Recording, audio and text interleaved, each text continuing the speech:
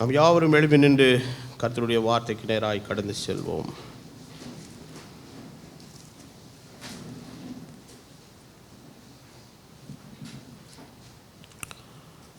வெளிப்படுத்துகிற விசேஷம் 15வது அதிகாரம் 2வது வசனத்திலிருந்து 4வது வசனம் வரை. Revelation chapter 15 verse from 2 to 4.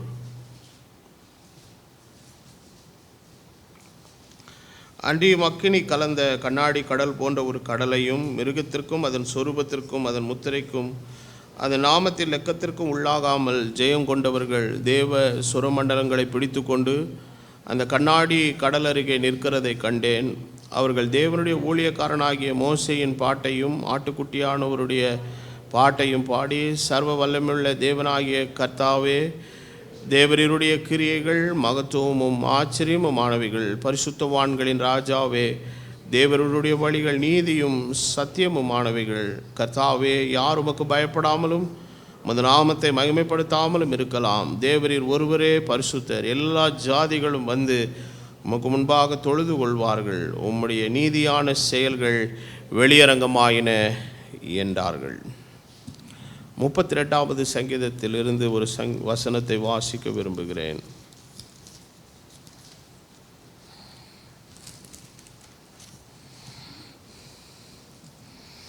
6-7 வசனம்.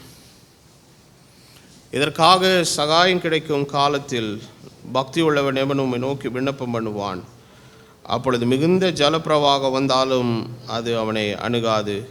நீர் எனக்கு மறைவிடமாய் இருக்கிறீர். நீர் என்னை இக்கட்டுக்கு விலக்கி காத்து இரட்சண்ய பாடல்கள் என்னை சூழ்ந்து கொள்ளும்படி செய்வீர்.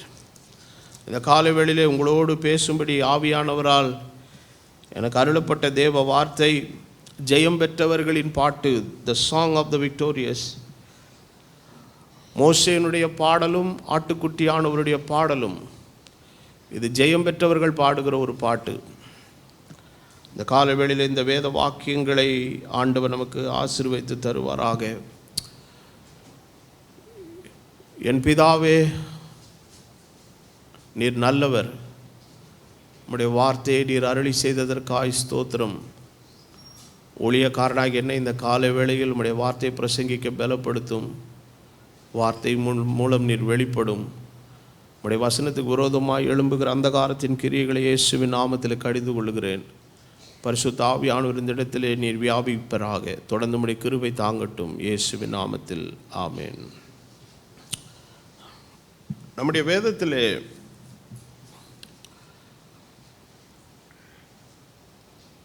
ஒரு பாடலும் ஒரு முக்கியத்துவம் வாய்ந்த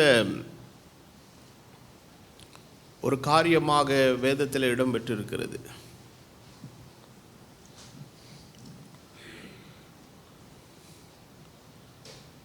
இன்றைக்கு பாடல் என்கிற ஒரு விஷயம் ஒரு கிறிஸ்தவ உலகத்தில் ஒரு பெரிய ஒரு புரட்சியான ஒரு விஷயமாக, எல்லாராலும் அது விரும்பப்படக்கூடிய ஒரு விஷயமாக இருக்கிறது. ஆனால் பாடலின் தேவன் தமது ராஜ்யத்தில் வைத்ததனுடைய 2 பிரதான நோக்கங்களில் ஒன்று, பாடல் தேவனை மகிமைப்படுத்த வேண்டும். நாம் கொலேசியர் 3 வாசித்தபடி பாடலும் ஞானப்பாட்டும் கீர்த்தனையும் நமக்கு ஆலோசனையை, புத்திமதியை கொடுக்கக்கூடியது. இதையெல்லாம் தாண்டி இன்றைக்கு பாடல் என்பது ஒரு கேளிக்கை விஷயமாக கூட இன்றைக்கு கிறிஸ்தவ உலகத்தில் மாறிவிட்டது. The singers have become as a performers.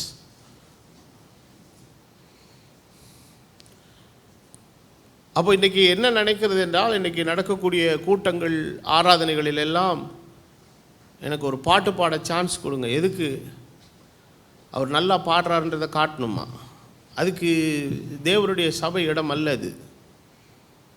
இது கர்த்தரை மகிமைப்படுத்துகிற இடம். உனக்கு குரல் வளம் இழுக்குதோ இல்லையோ, ராகம் இருக்குதோ இல்லையோ, பாட வேண்டும் என்று விரும்பினால் பாடுவது தவறல்ல. அந்த பாடல் தேவனுக்கு செய்யப்படுகிற ஒரு ஆராதனை. நான் வாசித்த இந்த வேத வசனம் யோவானுக்கு ஆண்டவர் வெளிப்படுத்தும் போது அக்கினி கலந்த கண்ணாடி கடல் போன்ற ஒரு கடல், மிருகத்திற்கும் அதன் சொரூபத்திற்கும் அதன் முத்திரைக்கும் அதன் நாமத்து லெக்கத்திற்கும் 4 விஷயங்கள் சொல்லப்பட்டிருக்கிறது. மிருகம், சொரூபம், முத்திரை, நாமத்தின் லெக்கம். இவை 4க்கும் உட்படாமல் ஜெயம் கொண்டவர்கள் தேவனுடைய சுரமண்டலத்தை எடுத்துக்கொண்டு அந்த கண்ணாடி கடல் அருகே நிற்க கண்டேன். அவர்கள் பாடின பாட்டல் என்னவென்று பார்த்தால், மோசேயின் பாட்டையும் ஆட்டுக்குட்டியானவருடைய பாட்டையும் பாடினார்கள். இது என்ன பாட்டுங்க? இது எங்க இருக்குது இந்த பாட்டு? அப்போ மோசேயினுடைய பாடல் எது? இதை குறித்து பல விமர்சனங்கள் இருக்கிறது. அப்போ மோசேயினுடைய பாட்டு ஆட்டுக்குட்டியானவருடைய பாடல் என்று சொல்லும் பொழுது இதிலே வேதம் நமக்கு சொல்ல வருகிற ஒரு காரியம், 2 பேருடைய பாட்டும் ஜெயம் பெற்றவர்களின் பாடல். They both sang the song of victory. அப்ப பாடல் என்பது ஒரு தோற்று போனவர்கள் பாடுகிற பாடல் அல்ல. அது சில பேருடைய பாடல் எப்படி இருக்கு, நான் கீழே விழுந்துட்டானா மீசையில் என்ன ஓட்டல, அது இல்லை. இது வெற்றி, உண்மையானது. It's a genuine victory. நம்முடைய ஆண்டவருக்கு கொடுக்கப்படுகிற ஒரு நல்ல ஒரு பெயர், அவர் யெகோவா நிசி. அவர் யுத்தத்தை முன்னின்று நடத்துகிறவர், சேனைகளின் கர்த்தர். அப்போ மோசேயினுடைய பாடல் என்னது என்பதை குறித்து நாம் பார்க்கும்போது, யாத்திராகமத்தின் புஸ்தகத்தின் 15வது அதிகாரத்தில் 1வது வசனத்திலிருந்து பார்க்கும்போது அந்த பாடல் அங்கே இடம்பெற்றிருக்கிறது. அந்த பாடல் என்ன சொல்லுகிறது? அப்பொழுது மோசேயும் இஸ்ரவேல் புத்திரரும் கர்த்தரை புகழ்ந்து பாடின பாட்டு. அப்போ இந்த பாடலுக்கு மூல காரணம் யாருதா? மோசே. இந்த பாடலை அவர்கள் எப்பொழுது பாடுகிறார்கள்? சிவந்த சமுத்திரத்தை கடந்த பின்பு. சிவந்த சமுத்திரத்தை கடத்தல் என்கிற நிலை, இது என்ன நிலைனா, அப்போஸ்தலனாகிய பவுல் கொரிந்து சபைக்கு எழுதும்போது சொல்லுகிறார், அவர்கள் மேகத்தினாலும் சமுத்திரத்தினாலும் என்ன பண்ணப்பட்டார்கள்? ஞானஸ்நானம் பண்ணப்பட்டார்கள்.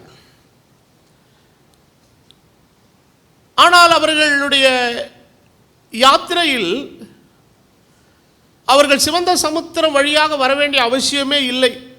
வராமலேயே கானானுக்கு போகிறதற்கான லகுவான பாதை, சமதளமான நிலப்பரப்புள்ள பாதைகள் இருக்கிறது. ஆனாலும் கர்த்தர் அவர்களை இந்த மாதிரி ஒரு பாதையில் கொண்டு போனதனுடைய காரணம், இனி வரப்போகிற ஒரு ஆவிக்குரிய விஷயத்திற்கு அதை ஒரு நிழலாக தேவன் வைத்தார். ஞானஸ்நானம் என்பது என்ன? ஒரு பிரித்தெடுக்கப்பட்ட ஒரு வாழ்க்கை. எகிப்திலே அவர்கள் அடிமைகளாக இருந்த காலத்திலே ஆண்டவரை நோக்கி கூப்பிடுகிறார்கள். கர்த்தர் இரட்சகரை அனுப்புகிறார். அந்த இரட்சகன் தான் யார்? மோசே. வரப்போகிற இரட்சகராக இருக்கிற இயேசு கிறிஸ்துவுக்கு ஒரு நிழலாட்டமானவன். வேதம் அவரை குறித்து சொல்லுகிறது, உன்னை போல ஒரு தீர்க்கதரிசி என்ன பண்ணுவேன்? எழும்பப்படுவேன். அப்போ பழைய ஏற்பாட்டு சபை எப்படி எகிப்தினுடைய அடிமைத்தனத்திலிருந்து மீட்கப்பட்டதோ, எப்படி பழைய ஏற்பாட்டின் சபை எகிப்திலிருந்து மீட்கப்படுவதற்கு ஒரு இரட்சகர் அனுப்பப்பட்டாரோ, அதே போலவே இந்த புதிய ஏற்பாட்டின் சபையின் காலத்திற்கும் மீட்பை அருள ஒரு இரட்சகர் அனுப்பப்பட்டார். இன்று கர்த்தராகிய கிறிஸ்து என்னும் இரட்சகர் உங்களுக்காக தாவீதின் ஊரிலே பிறந்திருக்கிறார். பாவிகளை ரட்சிக்க கிறிஸ்து இயேசு உலகத்தில் என்ன செய்தார்? வந்தார். அப்ப இந்த பாடலை அவர்கள் எங்கே பாடுகிறார்கள்? எகிப்தில் பாடப்பட்ட பாடல் அல்ல இது. அவர்கள் எகிப்தை விட்டு முற்றிலுமாய் வேறு பிரிந்து, வேதத்தில் வாசிக்கிறோம், பார்வோனையும் அவன் சேனையையும் சிவந்த சமுத்திரத்தில் கவிழ்த்து போட்டவரை துதியுங்கள் என்று பக்தனாகிய தாவீது தன் சங்கீதத்தில் சொல்லுகிறார். அப்போ மோசேயுடைய பாட்டு இது என்ன பாட்டு? இது மக்களை குஷிப்படுத்துறதுக்கு பாடின பாட்டு அல்ல. இது மக்கள் தங்கள் வாழ்க்கையில் அடைந்த அனுபவத்தின் மூலமாய் வெளிப்பட்ட ஒரு பாடல். அதுதான் இரட்சண்ய பாடல். It is a song of salvation. It is a song of redemption. மீட்பின் பாடல் இது. அப்போ அவர்கள் சிவந்த சமுத்திரத்தை கடந்த பின்பு ஆண்டவர் அவர்களுக்கு கொடுத்த காரியம் என்னன்னு சொல்றார்? இன்று பார்த்த எகிப்தியனை இனிமேல் என்ன செய்யறதில்லை, பார்க்கறதில்லை. அப்படின்னா என்ன ஆச்சு? உனக்கும் அவனுக்குள்ள தொடர்பு என்ன செய்தது? துண்டிக்கப்பட்டது. ஆண்டவர் அந்த துண்டிப்பு வருகிறதற்கு முன்னால இந்த ஜனங்கள் வந்து அந்த பார்வோனுடைய பிடியில மாட்டிக்கிட்டாங்க. ஆண்டவர் சொல்லுகிறார், என் ஜனத்தை என்ன செய்ய விடு? போக விடு. அப்ப பார்வோனுடைய பிடியில் இருந்து, பார்வோனுடைய அதிகாரத்தில் இருந்து, பார்வோனுடைய கொடுங்கோல் ஆட்சியில் இருந்து விடுவிக்கப்பட்ட ஜனம் இப்பொழுது சிவந்த சமுத்திரத்தை கடந்த பின்பு ஒரு பாடல் பாடுகிறார்கள். அந்த பாடல் மோசேயுடைய பாடல். அது ரட்சிப்பின் பாடல். வேதம் சொல்லுகிறது, கர்த்தரை பாடுவேன், அவர் மகிமையாய் வெற்றி சிறந்தார். குதிரையையும் குதிரை வீரனையும் கடலில் என்ன செய்தார்? தள்ளினார். கர்த்தர் என் பெலன், என் கீதம், என் ரட்சிப்பு. அவரே என் தேவன், அவருக்கு வாசஸ்தலத்தை ஆயத்தம் பண்ணுவேன். அவரே என் தகப்பனுடைய தேவன், அவரை உயர்த்துவேன். இந்த பாடலிலே இனி அடுத்து நடக்க போகிற ஒரு காரியத்தை குறித்து மோசே ஒரு தீர்க்க தரிசனமாய் ஒரு வரி பேசுகிறான். நான் அவருக்கு வாசஸ்தலத்தை உண்டாக்குவேன். அப்போ பாடல் என்பது ஒரு மனிதன் தன்னுடைய சுய கற்பனையில பாடுறதில்லை. இது ஆவியானவர்கள் மூலமா என்ன செய்யற பாடலுங்க. ஆமா, நம்ம சங்கீதங்கள் எல்லாவற்றையும் நீங்கள் படித்தீர்களா? எல்லாமே பாடல்கள் தான். ஆனால் அந்த எல்லா பாடலுக்குள்ளும் தேவனுடைய திட்டமும் தீர்மானமும் தெளிவாக இருக்கிறது. The most of the psalms are written as a prophetical psalms. தாவீது ஒரு நல்ல தீர்க்கதரிசி. அவனுடைய வாழ்க்கையில் ஏற்பட்ட சம்பவங்கள் கூட பார்த்தீங்கன்னா, வரப்போகிற இயேசு கிறிஸ்து என்கிற அந்த ராஜாங்கத்தினுடைய காரியத்திற்கு அவர் அவர் அவர் அந்த அதிகாரத்திலே, அந்த ராஜா என்கிற நிலையில் இருந்து தாம் செய்ய போகிற காரியங்கள், அநேக காரியங்களுக்கு தாவீது செய்த சில காரியங்கள் எல்லாம் என்னவா இருக்குதுங்க? ஒரு நிழலாக இருக்கிறது. இந்த பாடலிலே மோசே ஒரு தீர்க்க தரிசனமாய் ஒரு வார்த்தையை பாடின பின்புதான் ஆண்டவர் சொல்லுகிறார், நான் என் ஜனங்கள் நடுவே வாசம் பண்ண எனக்கு என்ன உண்டாக்கு? ஒரு பரிசுத்த ஸ்தலத்தை உண்டாக்கு. மோசேயுடைய பாட்டு இது சாதாரண பாட்டு அல்ல, இது மீட்கப்பட்டவர்கள் பாட வேண்டிய பாட்டு. This is the song of the redeemed. ஆகவேதான் பக்தனாகிய தாவீது சொல்லுகிறான், நான் உளையான சேற்றில் இருந்தேன், கர்த்தர் என்னை தூக்கி எடுத்தார், என்னை கண்மலையின் மேலே நிறுத்தினார், என் அடிகளை உறுதிப்படுத்தினார், என் வாயிலே கர்த்தர் அவரை துதிக்கிற ஒரு புதுப்பாட்டை என் வாயில கொடுத்தார். என்ன புதுப்பாட்டுன்னா, நான் பாவத்தின் நிலையில் இருந்த நான் இன்றைக்கு கர்த்தரால் என்ன பண்ணப்பட்டிருக்கிறேன்? மீட்கப்பட்டிருக்கிறேன். கர்த்தர் என்னை விடுவித்திருக்கிறார். அதுதான் விடுதலையின் பாட்டு. It's a song of redemption. எல்லா தேசங்களும் விடுதலை அடையும் போது அவரவர்கள் தங்களுக்கென்று சுயமான ஒரு தேசிய கீதத்தை உண்டாக்கினார்கள். அந்த தேசிய கீதத்தினுடைய மைய கருப்பொருள் தேசத்தினுடைய நல்லிணக்கம், தேசத்தினுடைய வளம், தேசத்தினுடைய பண்பாடு, தேசத்தினுடைய கலாச்சாரம், தேசத்தினுடைய மக்களினுடைய ஒற்றுமை, இதை மையப்படுத்தியதாக இருந்தது. ஆனால் கர்த்தருடைய ஜனங்கள் பாடுகிற பாட்டு அது அல்ல, அது கர்த்தரை மகிமைப்படுத்துகிற வெற்றியின் பாடல். அது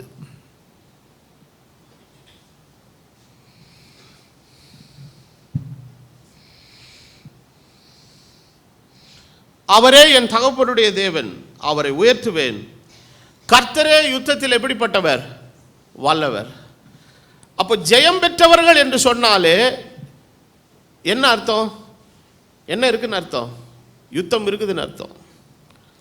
அப்போ இஸ்ரவேல் ஜனங்களுடைய வாழ்க்கையில் அவர்கள் பார்வோனுடைய கையிலிருந்து விடுவிக்கப்பட்ட நேரத்தில் இருந்து கானானிலே வாக்குத்தத்தத்தின் தேசத்தை சுதந்திரிக்கிற வரைக்கும் உள்ள அந்த இடைப்பட்டதில் பார்த்தீங்கன்னா ஃபுல்லாகவே என்னது தான்?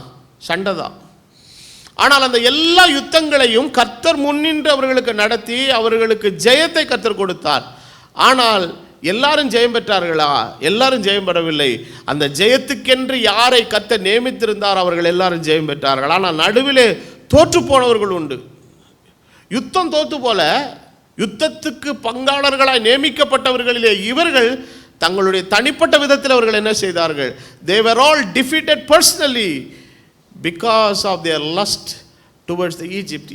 எகிப்தை குறித்த ஒரு தவறான இச்சை நிமித்தமாய் இவர்கள் எல்லாரும் தனிப்பட்ட விதத்தில் தோற்று போனார்களே ஒழிய மொத்தத்தில் ஆண்டவர் யாரும் என்ன செய்யலைங்க? தோற்று போகவில்லை. கர்த்தர் வெற்றியை அடைவதற்கு, ஜெயத்தை பெறுவதற்கென்று தம்முடைய இரத்தத்தினால் மீட்கப்பட்ட ஒரு கூட்டத்தை வைத்திருந்தார். அவர்கள் என்றைக்கும் தோற்கிறவர்கள் அல்ல, அவர்கள் என்றைக்கும் ஜெயிக்கிறவர்கள். அவர்கள் மிருகத்துக்கும் மிருகத்தினுடைய சொரூபத்துக்கும் லெக்கத்துக்கும் அவர்கள் எந்த நிலைக்கும் தங்களை உட்படுத்திக் கொள்ளாதபடி எல்லாவற்றிலும் அவர்கள் ஜெயம் பெற்று தேவ சமூகத்தில் நிற்கிற கற்புள்ள பரிசுத்தமான ஒரு கூட்டம். வேதம் தொடர்ந்து சொல்லுகிறது, கர்த்தர் என்பது அவருடைய நாமம். 4வது வசனம், பார்வோனின் ரதங்களையும் அவன் சேனைகளையும் சமுத்திரத்தில் என்ன செய்தார்? தள்ளிவிட்டார். அவருடைய பிரதான அதிபதிகள் சிவந்த சமுத்திரத்தில் என்ன செய்தார்கள்? அமிழ்ந்து போனார்கள். ஆழி அவர்களை என்ன செய்தது? மூடிக்கொண்டது. கல்லை போல ஆழங்களில் என்ன செய்தார்கள்? அமிழ்ந்து போனார்கள். கர்த்தாவே உம்முடைய வலதுகரம் பலத்தினால் மகத்துவம் சிறந்திருக்கிறது. கர்த்தாவே உம்முடைய வலதுகரம் பகைஞனை என்ன செய்தது? நொறுக்கி விட்டது. உமக்கு விரோதமாக எழும்பினவர்களை உமது முக்கியத்தின் மகத்துவத்தினாலே என்ன செய்தீர்? நிர்மூலமாக்கினீர். உம்முடைய கோபாக்கினை அனுப்பினீர், அது அவர்களை தாளடியை போல பட்சித்தது. உமது நாசியின் சுவாசத்தினாலே ஜலம் குவிந்து நின்றது, வெள்ளம் குவியலாக நிமிர்ந்து நின்றது. ஆழமான ஜலம் நடுக்கடலில் என்ன செய்தது? உறைந்து போயிட்டு. தொடருவேன், பிடிப்பேன், கொள்ளையாடி பங்கிடுவேன். என் ஆசை அவர்களிடத்தில் திருப்தியாகும். என் பட்டயத்தை உருவுவேன், என் கை அவர்களை சங்கரிக்கும் என்று பகைஞன் சொன்னான். யார் சொன்னது? பார்வோனும் அவனுடைய சேனையும். ஆனால் நடந்தது என்ன? உம்முடைய காற்றை வீச பண்ணினீர், கடல் அவர்களை என்ன செய்தது? மூடிக்கொண்டது. திரளான தண்ணீர்கள் ஈயம் போல என்ன செய்தது? அமிழ்ந்து போனார்கள். கர்த்தாவே, தேவர்களில் உமக்கு ஒப்பானவர் யார்? பரிசுத்தத்தில் மகத்துவம் உள்ளவரும் துதிகளிலே பயப்படத்தக்கவரும் அற்புதங்களை செய்கிறவருமாகிய உமக்கு ஒப்பானவர் யார்? நீர் உமது வலது கரத்தை நீட்டினீர், பூமி அவர்களை விழுங்கி போட்டது. நீர் மீட்டுக்கொண்ட இந்த ஜனத்தை, எல்லாரும் சொல்லுங்க, உமது கிருபையினாலே அழைத்து வந்தீர். உம்முடைய பரிசுத்த வாசஸ்தலத்துக்கு நேராக அவர்களை உமது பலத்தினாலே வழிநடத்தினீர். ஜனங்கள் அதை கேட்டு தத்தளிப்பார்கள். பெலிஸ்தியாவின் குடிகளை திகில் பிடிக்கும். ஏதோமின் பிரபுக்கள் கலங்குவார்கள். மோவாபின் பராக்கிரமசாலிகளை நடுக்கம் பிடிக்கும். கானானின் குடிகள் யாவர் என்ன செய்வார்கள்? இதெல்லாம் வாக்குத்தத்தத்தை சுதந்திரிக்க போகிற தேசத்தில் இருக்கிற ராஜ்யங்கள். ஆனால் இந்த ராஜ்யத்தை குறித்து ஆண்டவர் சொல்றார், நீங்கள் இதை கண்டு என்ன செய்ய வேண்டியதில்லை? பயப்பட வேண்டியதில்லை. கர்த்தர் அவர்களை உங்கள் கண்களுக்கு முன்பதாக என்ன செய்வாருங்க? துரத்தி போடுவார்.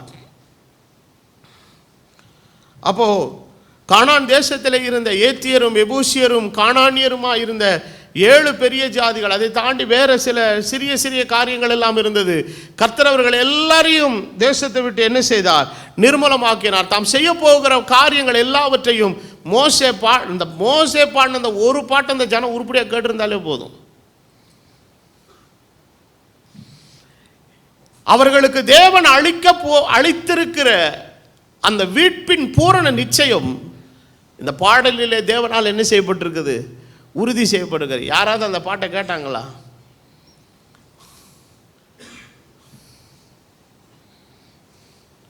ஆனால் பாட்டு பாடிட்டு கொஞ்ச நேரத்திலேயே பாட்டு பாடினதுக்கும் சம்மந்தம் இல்லாமல் பேசுகிறான் நம்ம ஆள். நாங்கள் எகிப்திலே இருந்தால் எங்களுக்கு எப்படி இருக்கோம்? நல்லா இருக்கும். அப்புறம் எதுக்கு இந்த பாட்டு பாடினேன்?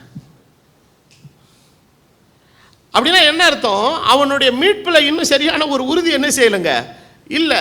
அந்த மீட்பை அவன் சரியாய் இவன் தன் வாழ்க்கையினுடைய அனுபவமாய் கொள்ளாததுனாலே, அதாவது ஒரு தேவனாலே அளிக்கப்பட்ட அந்த மீட்பை உண்மையாகவே பெற்றிருக்கிற ஒரு மனுஷனுக்கு சரியான அடையாளம் என்னன்னா, அவனுடைய நோக்கமும் சிந்தையும் கவனமும் 100% கர்த்தரை மாத்திரம் சார்ந்திருக்கும். அதுதான் அடையாளம். ஆனால் அதை விட்டுட்டு எங்கே இங்கிட்ட அங்கிட்டும் பார்க்குறான்னா, அவனுடைய மீட்பு என்ன செய்யலைங்க, சரியா இல்லைன்னு அர்த்தம்.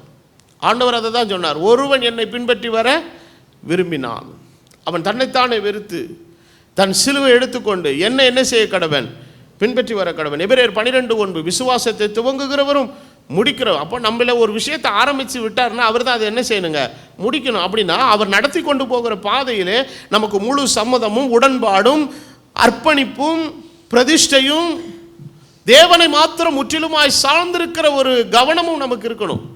அது இல்லைன்னா ரொம்ப கஷ்டம்.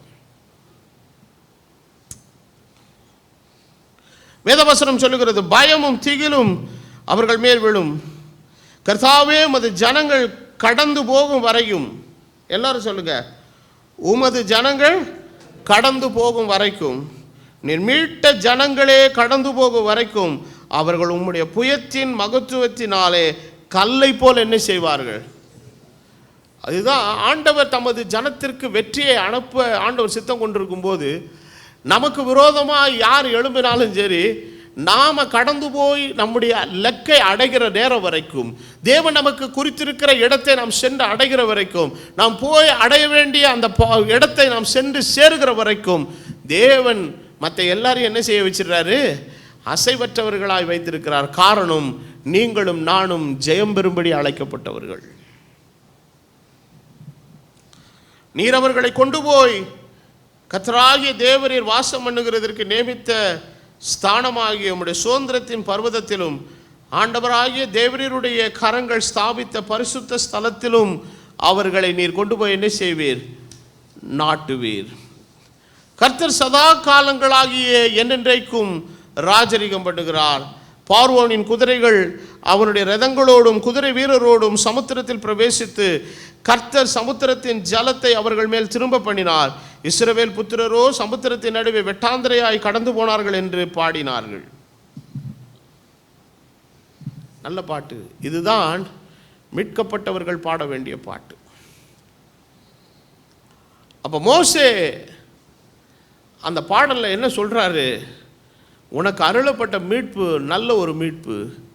அந்த மீட்பு இதோட முடிகிறதில்லை, நீ கானான் தேசத்துக்குள்ளே போய் சேருகிற வரைக்கும் உன்னை அழைத்த உன் மீட்பர் உன்னோடு கூட என்ன செய்கிறார், இருக்கிறார். அவரே உன் கண்மலை, அவரே உன் இரட்சண்யம், அவரே உன் பெலன். அவர் கடைசி வரைக்கும் உன்னை நடத்துவார். ஆனால் வேதத்திலே சங்கீதத்தில் வாசிக்கிறோம், அவர்கள் தேவனுடைய செயல்களை மறந்து. யார் மறந்து?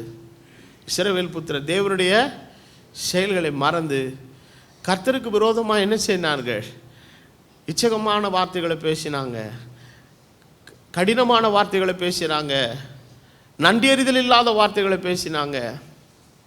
ஆனால் மீட்கப்பட்டவர்கள் எப்படின்னா, அவர்கள் கடைசி வேதவசனம் அதுதான் சொல்லுது, முடிவு பரியந்தம் நிலைத்திருக்கிறவனே என்ன செய்யப்படுவான், ரட்சிக்கப்படுவான். அப்போ இன்றைக்கு தேவனுடைய ராஜ்யத்தில் வர்ற ஜனங்க யாரு? சும்மா பேருக்காக கோயிலுக்கு போகிறவங்க. ஆண்டவரே ரொம்ப அழகாக சொல்கிறார், நீங்கள் என்னை ஃபாலோ பண்ணுறது எதுக்காகனா, அற்புதங்களை கண்டதுனால என்ன செய்கிறீங்க, ஃபாலோ பண்ணுறீங்க. ரொம்ப ஒரு மாதிரி அது சரி, அற்புதம் கூட பரவாயில்ல, ஒரு அட்ராக்ஷன், ஒரு எக்ஸைட்மெண்ட்டுன்னு சொல்லலாம். ஆனால் இன்னொன்று ஒரு இடத்துல இன்னும் கொஞ்சம் கொச்சையாக சொல்ல, நீ சோறு தின்னதுனால தான் என்னை ஃபாலோ பண்ணுறேங்கிறார். அப்பம் புசித்து திருப்தி ஆனதுனால, வயிற்றுக்கு சோறு கிடைச்சிச்சில்ல, அதனால தான் ஃபாலோ பண்ணுறேன். அப்போ இன்றைக்கு 2 விதமான கூட்டங்கள் இருக்கிறாங்க. அவங்க அந்த மாதிரி ஆட்கள். அவனெல்லாம் நீங்கள் என்ன தான் மீட்பின் பாடலை பாட சொன்னாலும் அது மீட்பின் பாடல் பாடாது, அது சாவு பாட்டு தான் பாடும். ஏன்னா அதெல்லாம் சிங்கிங் கேஸ். அது வந்து மரணத்துக்கென்று நியமிக்கப்பட்டது. அது ஜெயம் பெறும்படி ஜீவனுக்கென்று அழைக்கப்பட்டது அல்ல. அது இம்மைக்காக வாழ்கிற ஒரு கூட்டம், இம்மையின் நன்மைக்காக தேவனை பின்பற்றுகிற ஒரு கூட்டம். ஆனால் ஜெயம் பெற்றவர்களுடைய பாடல் எப்படி இருக்குன்னு நினைக்கிறீங்க? அது உள்ளத்திலிருந்து என்ன செய்யுங்க? புறப்படும். அப்போ மோசேயுடைய பாடல், ஆட்டுக்குட்டியானவருடைய பாடல், அது என்ன பாடல்? சங்கீதம் 22 தாவீது தீர்க்க தரிசனமாய் பாடுகிறான். 22வது சங்கீதத்தின்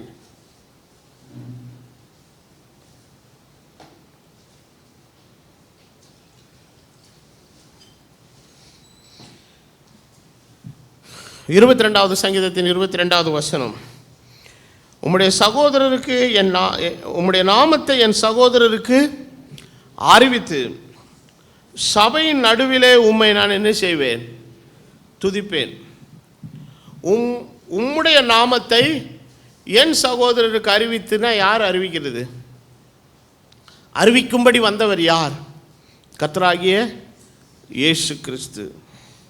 அப்போது அவர் இந்த பூமியிலே வந்தபோது தம்முடைய சகோதரர்களாக இருக்கிற தம்முடைய ஜனத்திற்கு அவருடைய நாமத்தை தேவன் அறிவிக்கும்படியாக இந்த பூமியில் என்ன செய்தாருங்க? வந்தார். வந்தது மாத்திரமல்ல, அவர் சொல்கிறாரு, நான் சபையின் நடுவில் உம்மை என்ன செய்வேன்? துதிப்பேன். யோவான் எழுதின சுவிசேஷம் 17வது அதிகாரம்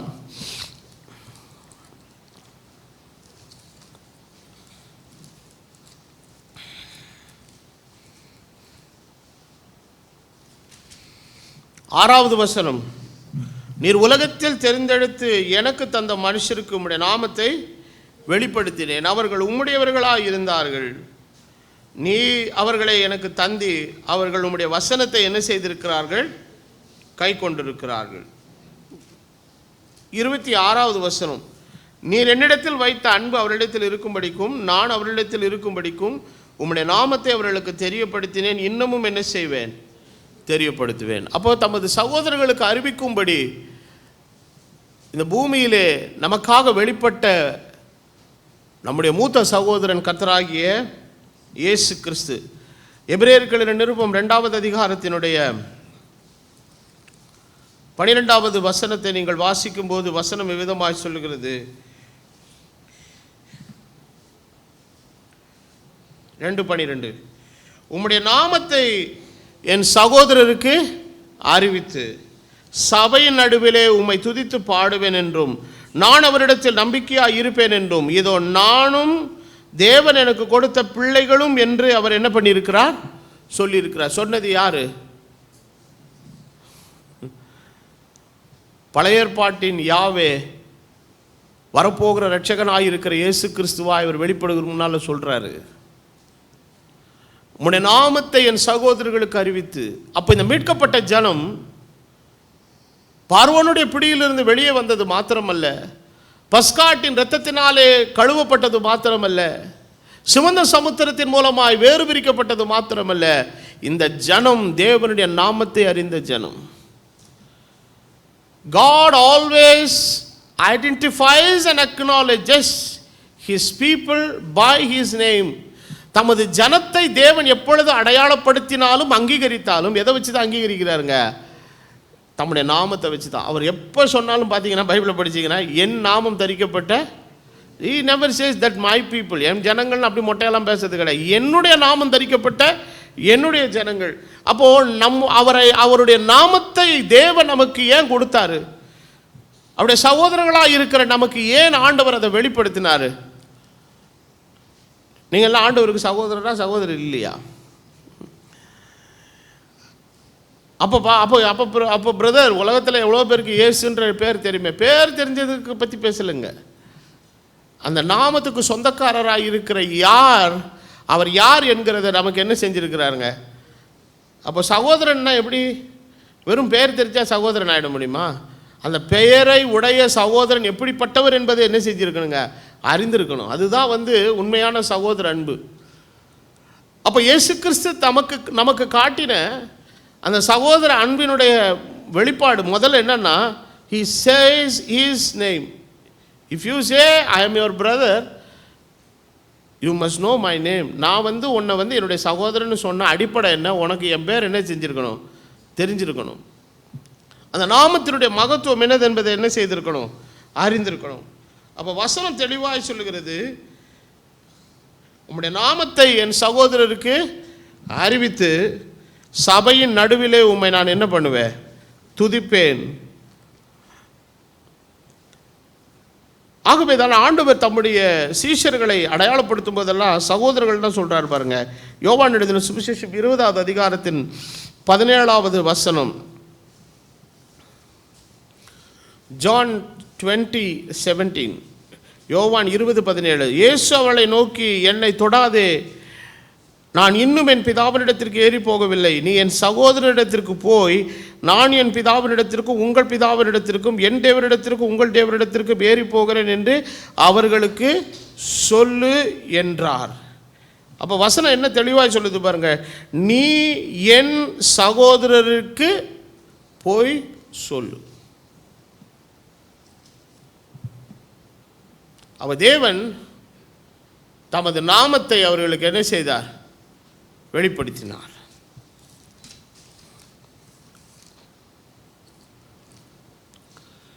எபிரேயர்கள் நிருபத்தில்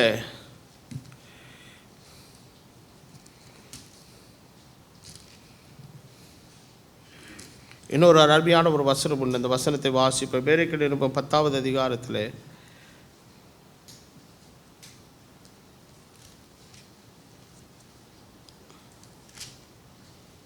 படிக்கும் 12வது அதிகாரத்தில்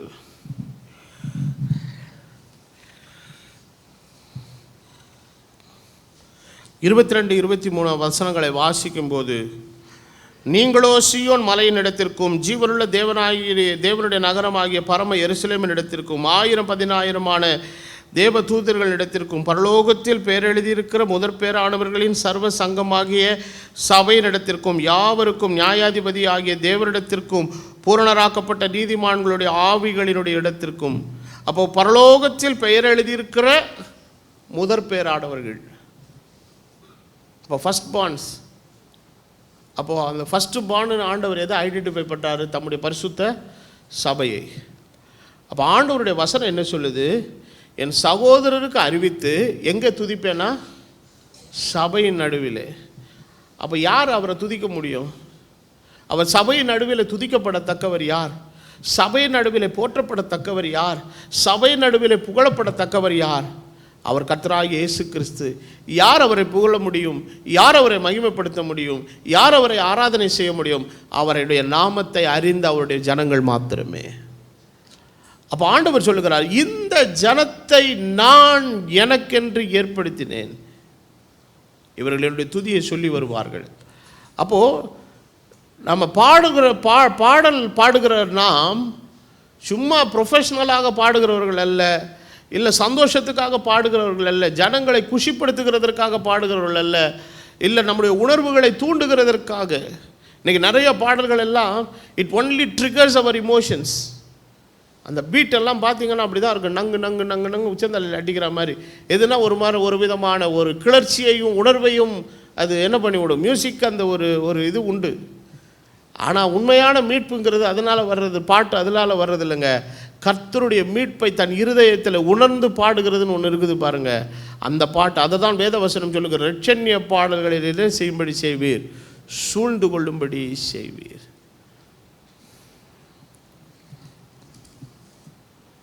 மறுபடியும் 22வது சங்கீதத்துக்குள்ளே வருவோம். கர்த்தருக்கு பயப்படுகிறவர்களை அவரை துதியுங்கள். யாக்கோபின் சந்ததியாரை நீங்கள் எல்லாரும் அவரை கனம் பண்ணுங்கள். இஸ்ரவேலின் வம்சத்தாரை நீங்கள் எல்லாரும் அவரில் பயபக்தி ஆயிருங்கள்.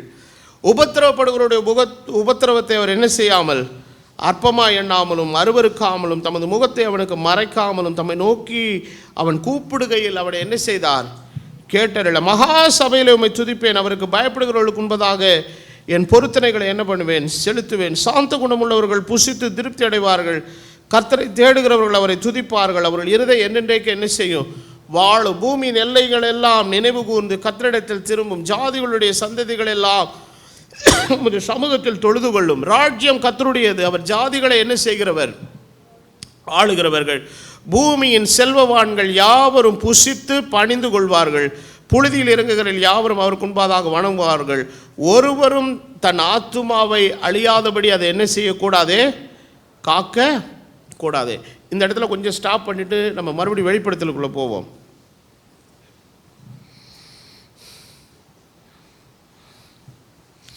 வெளிப்படுத்தல் 15:4. இப்போ நம்ம வாசித்த அதே இது அங்கே இருக்குது பாருங்க. 15:4 படிங்க, எல்லாரும் சேர்ந்து வாசிப்போம். கர்த்தாவே, யார் உமக்கு பயப்படாமலும் உமது நாமத்தை மகிமைப்படுத்தாமலும் இருக்கலாம்? தேவரீர் ஒருவரே பரிசுத்தர். எல்லா ஜாதிகளும் வந்து உமக்கு முன்பாக தொழுது கொள்வார்கள்.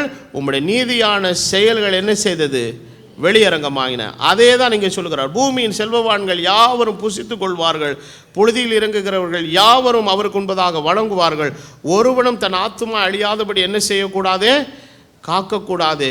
முந்தின வசனம் சொல்லுகிறது, ஜாதிகளுடைய சந்ததிகள் எல்லாம் ஒரு சமூகத்தில் என்ன செய்யுமாம், தொழுது கொள்ளும்.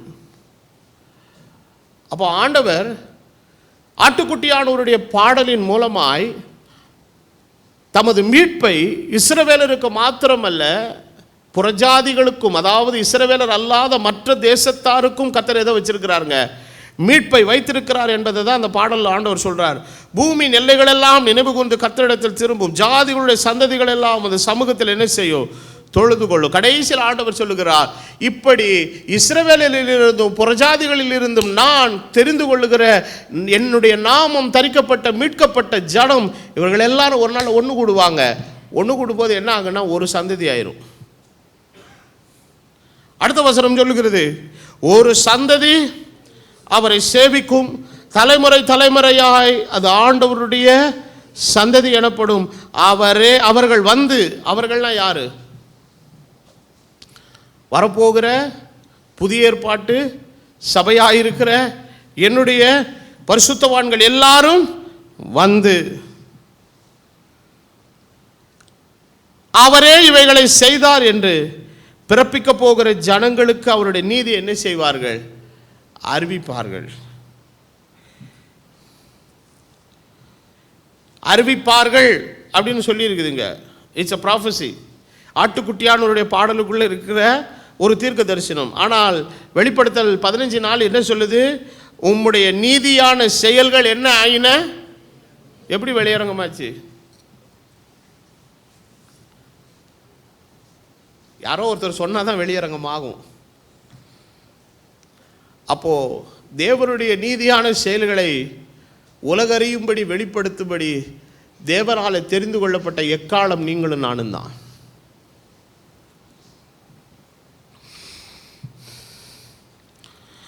அவர்கள் வந்து அவரே இவைகளை செய்தார் என்று பிறப்பிக்க போகிற ஜனங்களுக்கு அவருடைய நீதி என்ன செய்வார்கள், அறிவிப்பார்கள்.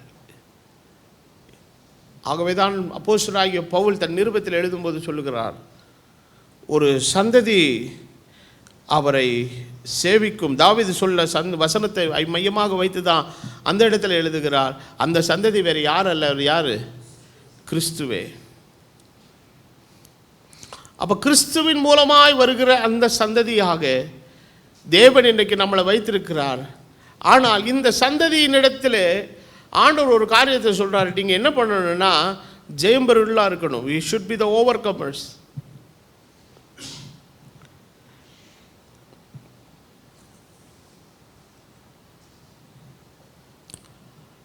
அப்போ ஆண்டவர் என்ன சபையை எப்படி வச்சிருக்கிறார், ஜெயம் பெறுகிறதற்கு ஆண்டவர் வைத்திருக்கிற ஒரு வலிமையான ஆயுதம் என்ன. அப்போ ஜெயம் பெறுதலுக்கு ஏதோ ஒரு விஷயம் நமக்கு தேவைப்படுது. ஒருத்தனை யுத்தத்துக்கு போ அப்படின்னு நம்ம சொன்னோம்னா, யுத்தத்துக்கு போகிறது பிரச்சனை இல்லை, அந்த யுத்தத்தை அவன் சந்திக்கிறதுக்கான விஷயங்கள் அவன் கையில் என்ன செய்யணுங்க, இருக்கணும். இனி கத்தி எடுத்துகிட்டு போகக்கூடாது, கேடையை எடுத்துகிட்டு போகக்கூடாது, ஈட்டி எடுத்துகிட்டு போகக்கூடாது, துப்பாக்கி எடுத்துகிட்டு போகக்கூடாது. திருடனை பிடிச்சிட்டு வானா எப்படி பிடிச்சிட்டு வர முடியும் இல்லையா? அந்த இது கம்பெனி நிர்வாகத்தை பற்றி நாங்கள் படிக்கும்போது அதில் ஒரு பிரின்சிபல் ஒன்று உண்டு. The authority and the responsibility should be கோ ஈக்குவல்னு இருக்கும். அது ஒரு பிரின்சிபல். அது ஒரு கம்பெனியினுடைய நிர்வாகத்தில் வந்து அந்த பதவிகளினுடைய ஹையார்கி வந்து ஒவ்வொரு லெவலில் இருக்கும். அது போர்ட் ஆஃப் டைரக்டர்ஸ்லேருந்து அப்படியே வரிசையாக என்ன செய்யுங்க வரும். போர்ட் ஆஃப் டைரக்டர்ஸ் வருவாங்க, அப்புறம் ஜென்ரல் மேனேஜர்ஸ் வருவாங்க, மேனேஜர்ஸ் வருவாங்க. இப்படி பல கிளைகள் எல்லாம் போய் கடைசியில் எல்லாம் ஒரு சாதாரண கீழ்நிலை ஊழியர்கள் வரைக்கும் அது ஒரு ஹையார்கி இருக்கும். ஆனால் அவங்கவுங்களுடைய நிலைக்கும் ஸ்தானத்துக்கும் என்ன கொடுக்கப்படுகிறது? ஒரு பொறுப்பு கொடுக்கப்படுகிறது. பொறுப்புனா ரெஸ்பான்சிபிலிட்டி. அந்த ரெஸ்பான்சிபிலிட்டியை அவன் நிறைவேற்றணும்னா அதை நிறைவேற்றுகிறதற்கான எண்ணமும் கொடுக்கணும், சேர்த்து அதிகாரமும் கொடுத்தாதான் அந்த பொறுப்பை அவன் என்ன பண்ண முடியும்? நிறைவேற்ற முடியும். அப்போது பொறுப்பும் அதிகாரமும் என்ன நிலையில் இருக்கணுங்க? சமநிலையில் இருக்கணுங்கிறது தான் கம்பெனி நிர்வாகத்தினுடைய அடிப்படை விதி. அது நீ இந்த பொறுப்பெல்லாம் செய்யணும், ஆனால் அதை செய்கிறதுக்கான ஒரு சரியான அதிகாரம். இப்போ காலையில் ஒரு மேனேஜர் டேபிளில் உட்கார்றாரு, உட்கார்ந்த உடனே கம்ப்யூட்டர் ஆன் பண்ணும். கம்ப்யூட்டர் ஆன் பண்ணுறதுக்கு நீ முதல்ல ஜிஎம்க்கு ஃபோன் பண்ணிட்டு தான் ஆன் பண்ணுன்னா என்ன அர்த்தம்? அவன் என்னைக்கு ஃபோன் பண்ணி என்னைக்கு கேட்டு அவன் என்னைக்கு அதை ஓப்பன் பண்ணும்? சரி, ஓப்பன் பண்ணியாச்சு. அப்புறம் ஓப்பன் பண்ணால் அதுக்கு உள்ள ஒரு பாஸ்வேர்டு போடணும், அதுக்கு வேற ஒருத்தர் வரணும். இப்படி ஒவ்வொரு விஷயத்துக்கும் யாரோ வரணும்னா அவன் அந்த சீட்டில் உட்காந்துருக்கிறதுல என்னவே இல்லைங்க. அப்போ அந்த பொறுப்பில் இருக்கிறவன் தன்னுடைய காரியத்தை வேகமாக துரிதமாக செய்யணும்னா அவனுடைய நிலைக்கு பொறுப்புக்கு உட்பட்டு அதை செய்து முடிக்கிறதுக்கான சில அத்தாரிட்டிஸ் என்ன செய்யணுங்க? கொடுக்கப்படணும். இப்போ ஆண்டவர் கூட சபையில் ஊழியங்களை ஏற்படுத்தினாலும் அந்த ஊழியங்களோடு கூட கர்த்தர் எதையும் சேர்த்து கொடுத்துருக்கிறாரு? அதிகாரத்தை கொடுத்துருக்கிறார். ஆனால் அந்த அதிகாரத்தை அப்போஸ்தலனாகிய பேதுரு அழகாக ரொம்ப சொல்லுவார், அதிகாரத்தை இருமாப்பா என்ன செய்யக்கூடாது, அது இன்னொரு விதத்தில் நமக்கு புரியும்படி சொன்னால் மிஸ்யூஸ் பண்ணாத, உனக்கு கொடுக்கப்பட்டிருக்கிற அதிகாரத்தை தவறாக பயன்படுத்தாதே. கிறிஸ்துவுக்கேற்ற நிலையிலே ஜனங்களை கொண்டு வர, அவர்களை பண்படுத்த, அவர்களை கிறிஸ்துவுக்கேற்ற நிலையில் கொண்டு வருகிறதற்கு என்ன விதத்திலெல்லாம் அந்த அதிகாரத்தை நீ பயன்படுத்த முடியுமா பயன்படுத்து. கடிந்து கொள்ள வேண்டிய நேரம் கடிந்து கொள்ளு, புத்தி சொல்ல வேண்டிய நேரம் புத்தி சொல்லு, அவர்களுக்கு போதனைக்க வேண்டிய நேரத்தில் போதனை செய், அவர்களுக்கு உபதேசிக்க வேண்டிய நேரத்தில் இப்போ எல்லா அதிகாரத்தையும் கொடுத்துருக்கிறார். கடிந்து கொள்ள, கடிதம் பண்ண எல்லாத்துக்கும் கொடுத்துருக்கிறார். எதற்காக என்று சொன்னால் அந்த பொறுப்பை அவர்கள் நிறைவேற்றுகிறதின் மூலமாக தான், அந்த அதிகாரம் இருந்தால் தான் பொறுப்பை என்ன செய்ய முடியும்? நிறைவேற்றவே முடியும். அப்படி நிறைவேற்றினா தான் ஆண்டவருடைய நோக்கம் அங்கே என்ன செய்யுங்க? நிறைவேறும். அதுதான் அதனுடைய மைய கருத்து. பாருங்க, அப்போ ஆண்டவர் சபையை இன்றைக்கு மீட்கப்பட்டவர்களாக தெரிந்து கொண்டாலும் ஒரு போராட்டத்தை கர்த்தர் வச்சிருக்கிறார். அப்போ இந்த யுத்தத்தில் நம்ம ஜெயம் பெறணும்னா அதற்கு ஆண்டவர் ஒரு வலிமையான ஆயுதத்தை நம்ம கையில் கொடுத்துருக்கிறார். இன்றைக்கு அந்த ஆயுதம் நிறைய பேர்கிட்ட இல்லாததுனால தான் ஒரு ஜெயம் பெற்ற நிலையில் அவர்கள் போகாதபடி அவர்களுடைய வாழ்க்கையானது ஒரு தோல்வியான நிலை. அதாவது நிறைய பேர் என்ன நினைக்கிறாங்கன்னா, இந்த சிகரெட்டு பிடிக்காமல் இருக்கிறது, நான் குடியை விட்டுறது, இதெல்லாம் ஆரம்ப அனுபவங்கள். ஒரு மனுஷன் கிறிஸ்துவை அறியும் போது அவனுக்குள்ளே ஏற்படுற அந்த ரட்சிப்பினுடைய நிலை என்ன பண்ணணும்னு கேட்டிங்கன்னா, அவர்களுக்குள்ளே இருக்கிற அந்த பாவம் என்கிற அந்த அடிமைத்தனம் இருக்குது இல்லை, அந்த பாண்டேஜ் ஆஃப் சின், அந்த நுகம் என்ன செய்யப்படுங்க? முறிக்கப்படும் போது ஆட்டோமேட்டிக்காக அவங்களால அந்த செஞ்ச பாவத்தை என்ன பண்ண முடியாதுங்க? செய்ய முடியாது. அதுக்கு நிறைய பேருடைய சாட்சிகளை நான் கேட்கும்போது சொல்லியிருக்கேன். Behind every sin there is a spirit. எல்லா பாவ செயலுக்கு பின்னால் என்ன இருக்குதுங்க? ஒரு பொல்லாத ஆவி என்ன செய்யுதுங்க? இருக்குது. அது விக்கிரகாராதனையாக இருக்கட்டும், அல்லது இந்த குடி வெறியில் ஆடுறாங்க பாருங்க, அது இருக்கட்டும், அல்லது பெருந்தீனி, அதுவும் ஒரு ஸ்பிரிட்டு தான். அப்புறம் இந்த பாலியலுக்கு ஏதுவான அசிங்கமான விஷயங்களுக்குள்ள வக்கர புத்திகளில் போகிறாங்க பாரு, அது எல்லாமே என்னது தானுங்க? எல்லாமே ஸ்பிரிட்டு தான். ஆனால் அந்த ஸ்பிரிட் அவனை விட்டு வெளியே போகும்போது அவன் விட்ட பாவத்தை மறுபடியும் செய்ய சொன்னால் அவனால் என்ன பண்ண முடியாதுங்க? செய்ய முடியாது. சில பேர் அந்த மது அருந்துதல், புகைப்பிடிக்கிற பழக்கத்தில் ரொம்ப கஷ்டப்படுவாங்க பாரு. ஆனால் ஆண்டவர் அறியும் போது ஆண்டவர் அவர்களுக்கு அதிலேருந்து விடுதலை கொடுப்பார். விடுதலை கொடுத்த பின்பு அதை சில சமயத்தில் ட்ரை பண்ணி பார்ப்பாங்க. ஆனாலும் கொம்பிக்கிட்ட என்ன செய்யும்? வரும். அதை என்ன பண்ண முடியாது, செய்ய முடியாது. ஏன்னா அவர்களாக அதை பண்ண முடியல. இப்போ மது அருந்துற பழக்கமே இல்லாதவங்க யாருக்காவது ஒருத்தர் கையில் கொண்டு வந்து அதை கிளாஸில் ஊற்றி கொடுத்தீங்கன்னா உங்களுக்கு என்ன வரணும்? கோமட்டத்தில் வரும். எனக்கு வந்திருக்குது. நான் சில சமயத்தில் சில தர்ம சங்கடமான சூழ்நிலைகளை என்னுடைய பிரயாணங்கள் அனுபவிச்சிருக்கிறேன். வந்துடும். ஆனால் அவன் வந்து அதை ரொம்ப விரும்பி ரசித்து ருசித்து ரொம்ப சந்தோஷமாக குடிப்பாங்க. ஆனால் அது நமக்கு அந்த நெடியே எப்படி இருக்குதுங்க, ரொம்ப கொமட்டிக்கிட்டு அடி வைத்த வழியில் புளியை கரைக்கிற மாதிரி நமக்கு வருது. ஆனால் எனக்கு எப்படி இருக்குதோ அதே மாதிரி எப்போ தெரியுமா அவனுக்கு வரும்? அவனுக்குள்ளே அந்த பாவ செயலை தூண்டுகிற அந்த பொல்லாத ஆவி அவனுக்குள்ளே இருந்து என்ன செய்யும்போது, வெளியேறும்போது, ஐயோ அதை பார்த்தாலே அவனுக்கு என்ன செய்யுங்க, கொமட்டிக்கிட்டு ஒரு அருவருப்பாக வரைச்சி, இந்த கர்மத்தை போய் அப்படி நான் விரும்பி குடித்தேன், இதை போயா நான் விரும்பி செய்தேன். இதெல்லாம் வந்து பார்த்திங்கன்னா இது வந்து ஒரு மனிதனுடைய ஆரம்ப காலங்களிலே இருக்கக்கூடிய ஒரு கிறிஸ்துவோடு அவன் கொண்டிருக்கிற ஒரு ரட்சிப்பின் மூலமாய் கிடைக்கிற ஒரு அனுபவத்தில் கிடைக்கிற ஒரு விடுதலை. இது ரொம்ப அவசியம், இது ரொம்ப முக்கியமானது.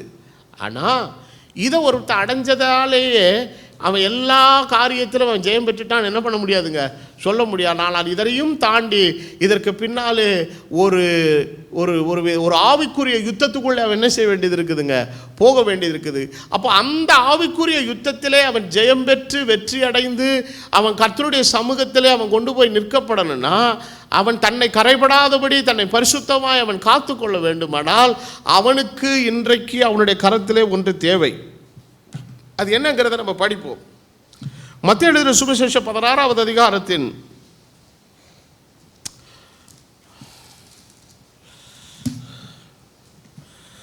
16வது அதிகாரம்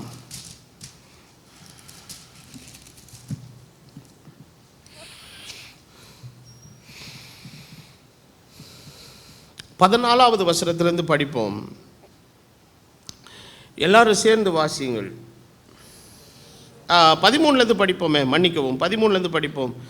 பின்பு இயேசு பிலிப்பு செசரியா திசைகளில் வந்தபோது தம்முடைய சீஷர்களை நோக்கி, மனுஷகுமாரனாகிய என்னை ஜனங்கள் யார் என்று சொல்லுகிறார்கள்? என் பேர் என்னன்னு சொல்கிறாங்கன்னு கேட்கல, நல்லா கவனிங்க. Please understand the scripture correctly. வசனத்தில் வந்து ஒவ்வொரு வார்த்தையும் ரொம்ப முக்கியமானது. என் பேரை ஜனங்க என்னன்னு சொல்கிறாங்கன்றது வேற, ஜனங்கள் என்னை யார் என்று சொல்லுகிறார்கள் அப்படிங்கிறது வேற. அப்போ என்னை யார் என்று சொல்லுகிறார்கள் அப்படின்னு கேட்டாங்கன்னா என்னுடைய தன்மையை குறித்து என்னுடைய நேச்சரை குறித்து ஜனங்கள் எப்படிப்பட்ட அபிப்பிராயத்தை உடையவர்களாக இருக்கிறார்கள் என்பது தான் அதற்குள்ளே இருக்கிற ஒரு கொஸ்டின்.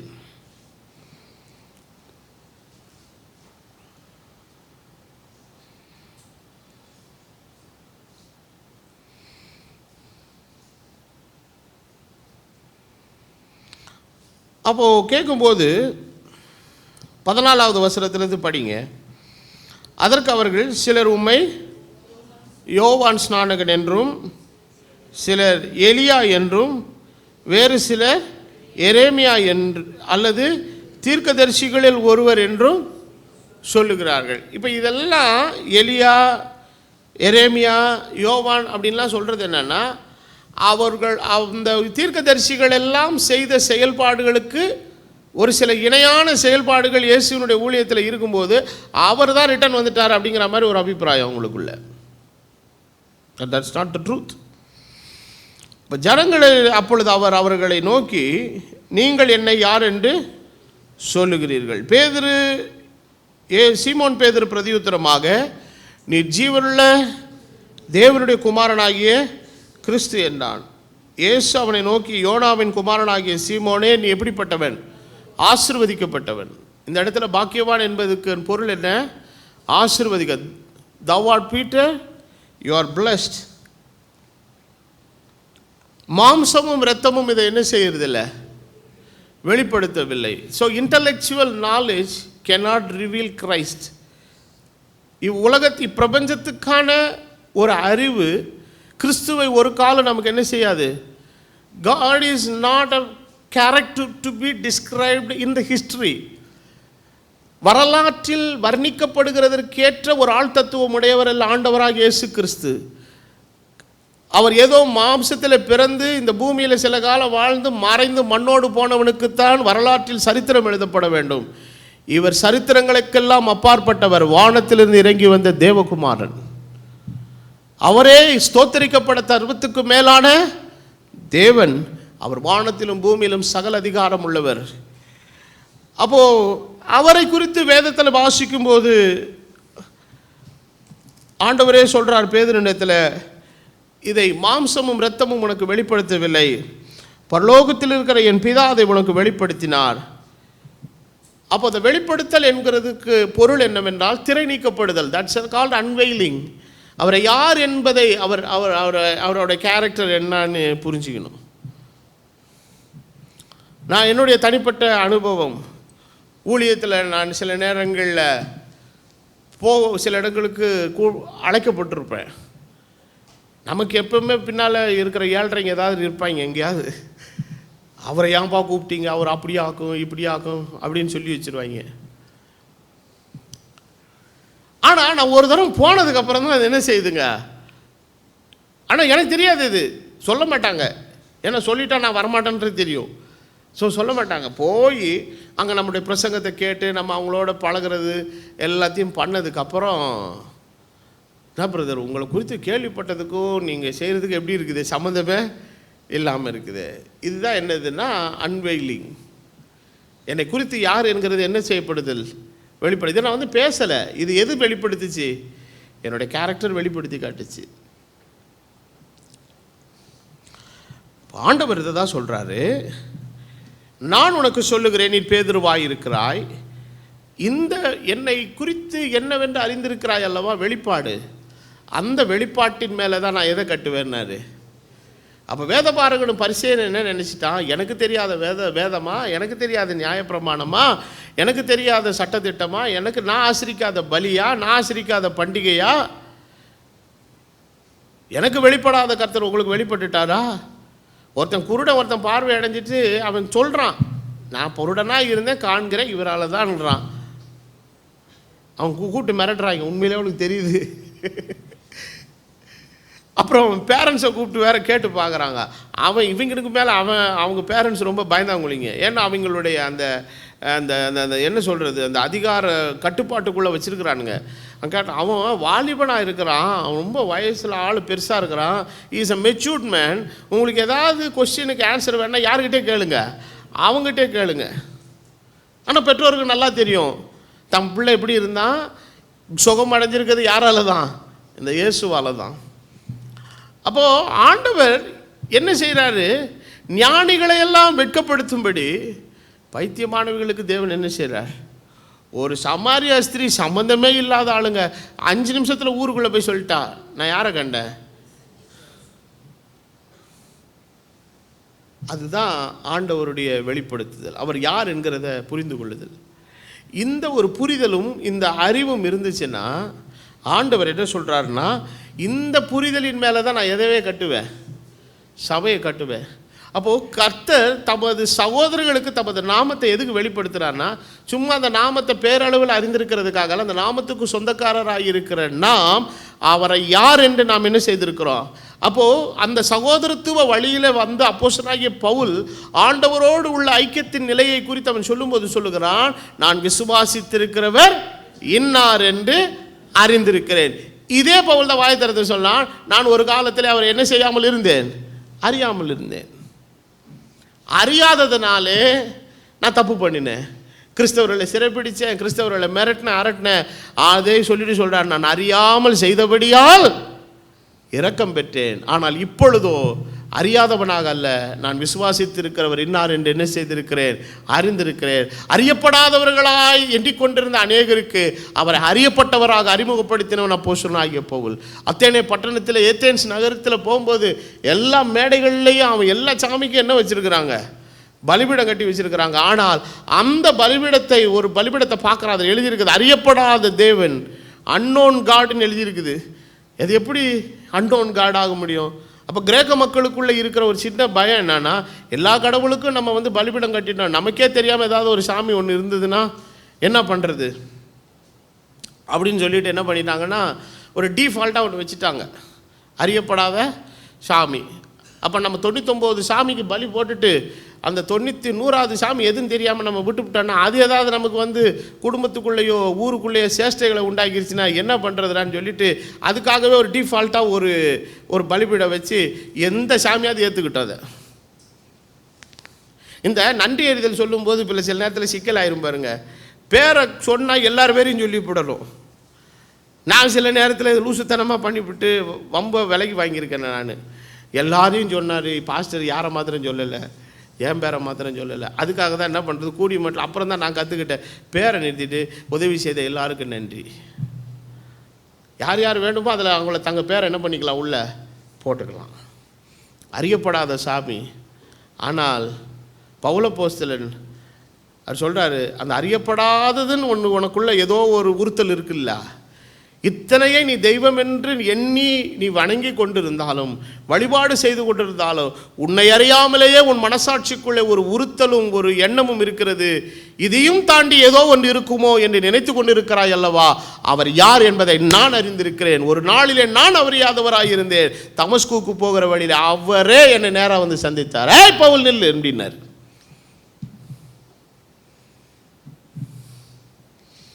அவர் என்னை பார்த்து கேட்ட முதல் கேள்வி என்ன தெரியுமா? நீ ஏன் என்னை துன்பப்படுத்துகிற? ஒரு சாமி மனுஷனை பார்த்து கேட்குது, நீ ஏன் என்னை துன்பப்படுத்துகிறாய்?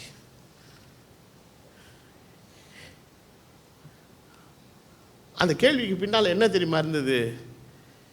என் நாமத்தை சகோதரர்களுக்கு அறிவிச்சிருக்கிற, அவர்கள் நடுவில் என் நாமம் என்ன செய்யுது, மகிமைப்படுது.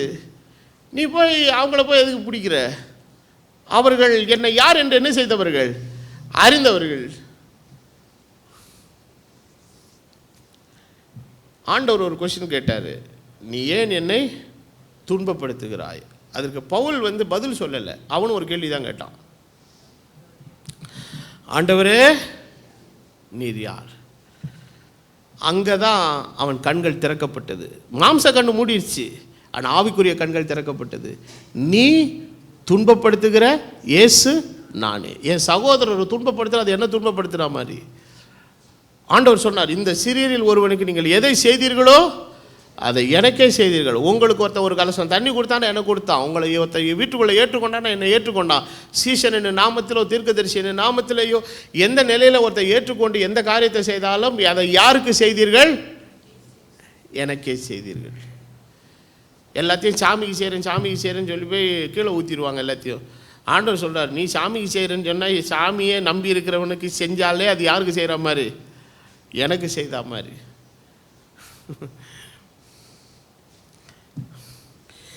அப்போது பவுலின் கண்கள் திறக்கப்பட்டது.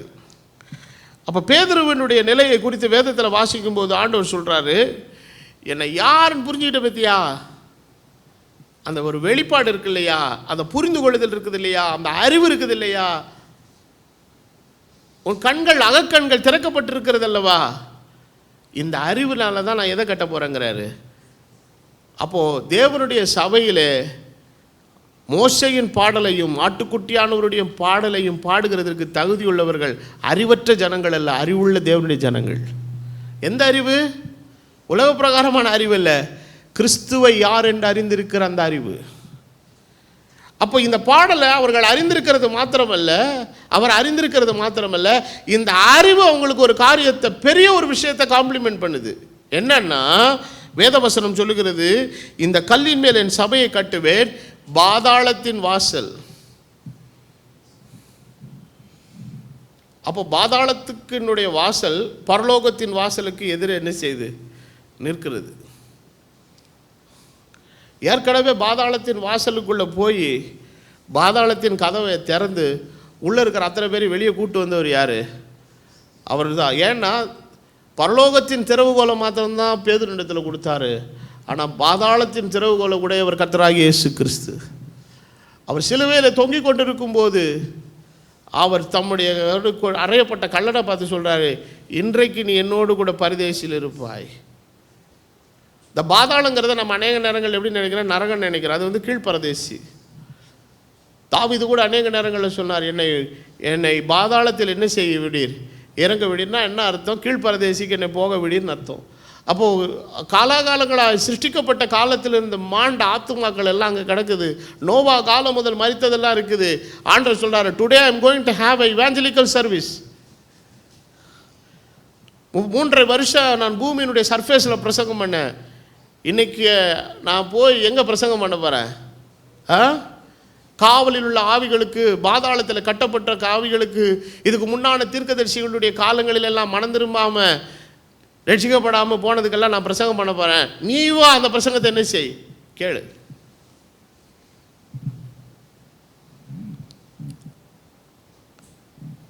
அப்போ தேவனுடைய வார்த்தை என்ன சொல்லுது?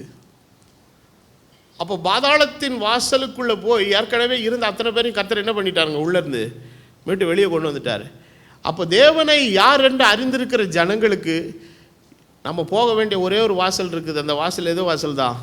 பரலோகத்தின் வாசல் தான். நமக்கு பாதாளத்தின் வாசல்கள் அல்ல. ஆனால் அந்த பாதாளத்தின் வாசல்கள் எப்படியாவது ஆளை உள்ளே வாங்கணும்னு என்ன பண்ணிக்கிட்டு இருக்குது? கூப்பிட்டுட்டே இருக்குது. ஆண்டவர் சொல்கிறாரு, என்னை குறித்த அறிவை தெளிவாய் பெற்றவனுக்கு ஒரு காலம் அந்த வாசல்கள் கிட்ட என்னவே கிடையாது, அதிகாரம் இல்லை. அந்த வாசலுக்குள்ளே போகவே மாட்டாங்க. ஆண்டவர் சொல்கிறார், பரலோக ராஜ்யத்தின் திறவுகோள்களை நான் உனக்கு தருகிறேன்.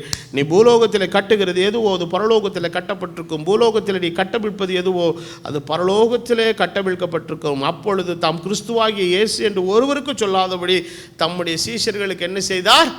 கட்டளையிட்டார். உனக்கு இருக்கிற வெளிப்பாடை அப்படியே வச்சிரு. ஆனால் என்னை யாருக்கு நான் வெளிப்படுத்த சித்தமாக இருக்கிறேன்னு அவனுக்கு நான் என்ன செய்வேன்? வெளிப்படுத்துவேன். நீங்கள் போய் ஒன்றும் பேசாதீங்கப்பா.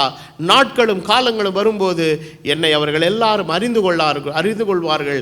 என்னை யார் என்று அறிந்திருக்கிற அந்த வெளிப்பாடு ஜனத்தை என்ன செய்யும்னா ஜெயம் பெற்றவர்களாக மாற்றும். அப்போ ஆண்டவர் 7 சபைகளுக்கு செய்தியை கொடுக்கும்போது ஒவ்வொரு சபைக்கும் சொல்கிறாரு. அப்போ பாதாளத்தின் வாசல்கள் எல்லா சபைக்கு விரோதமாக என்ன செஞ்சுதுங்க? எழும்பி இருந்தது. எப்படியாவது அங்கே உள்ளே இருக்கிறவங்கள என்ன செய்யணும்? கூட்டிகிட்டு போயிடணும். அப்போது பரலோகத்தின் வாசல் நமக்காக திறந்துருக்குது. அங்கேருந்து ஒரு ரட்சகர் வர நம்ம எதிர்பார்த்துட்ருக்குறோம். நம்ம இங்கேருந்து அங்கே போய் சேரணும். ஆனால் பாதாளத்தின் வாசல்கள் அது என்ன செய்யுதுங்க? ஒரு பக்கம் திறந்திருக்குது. அது நம்மை வஞ்சித்து எப்படியாக தன்வசமாய் கொண்டு போவதற்கு அது எல்லா விதமான விஷயங்களும் செய்து, ஆனாலும் கிறிஸ்துவை பற்றிய ஒரு சரியான தெளிவான வெளிப்பாடு நமக்குள்ளே இருக்குமானால் அந்த வாசல்கள் நம்மை ஒரு கால் என்ன செய்யாது? மேற்கொள்ளாது.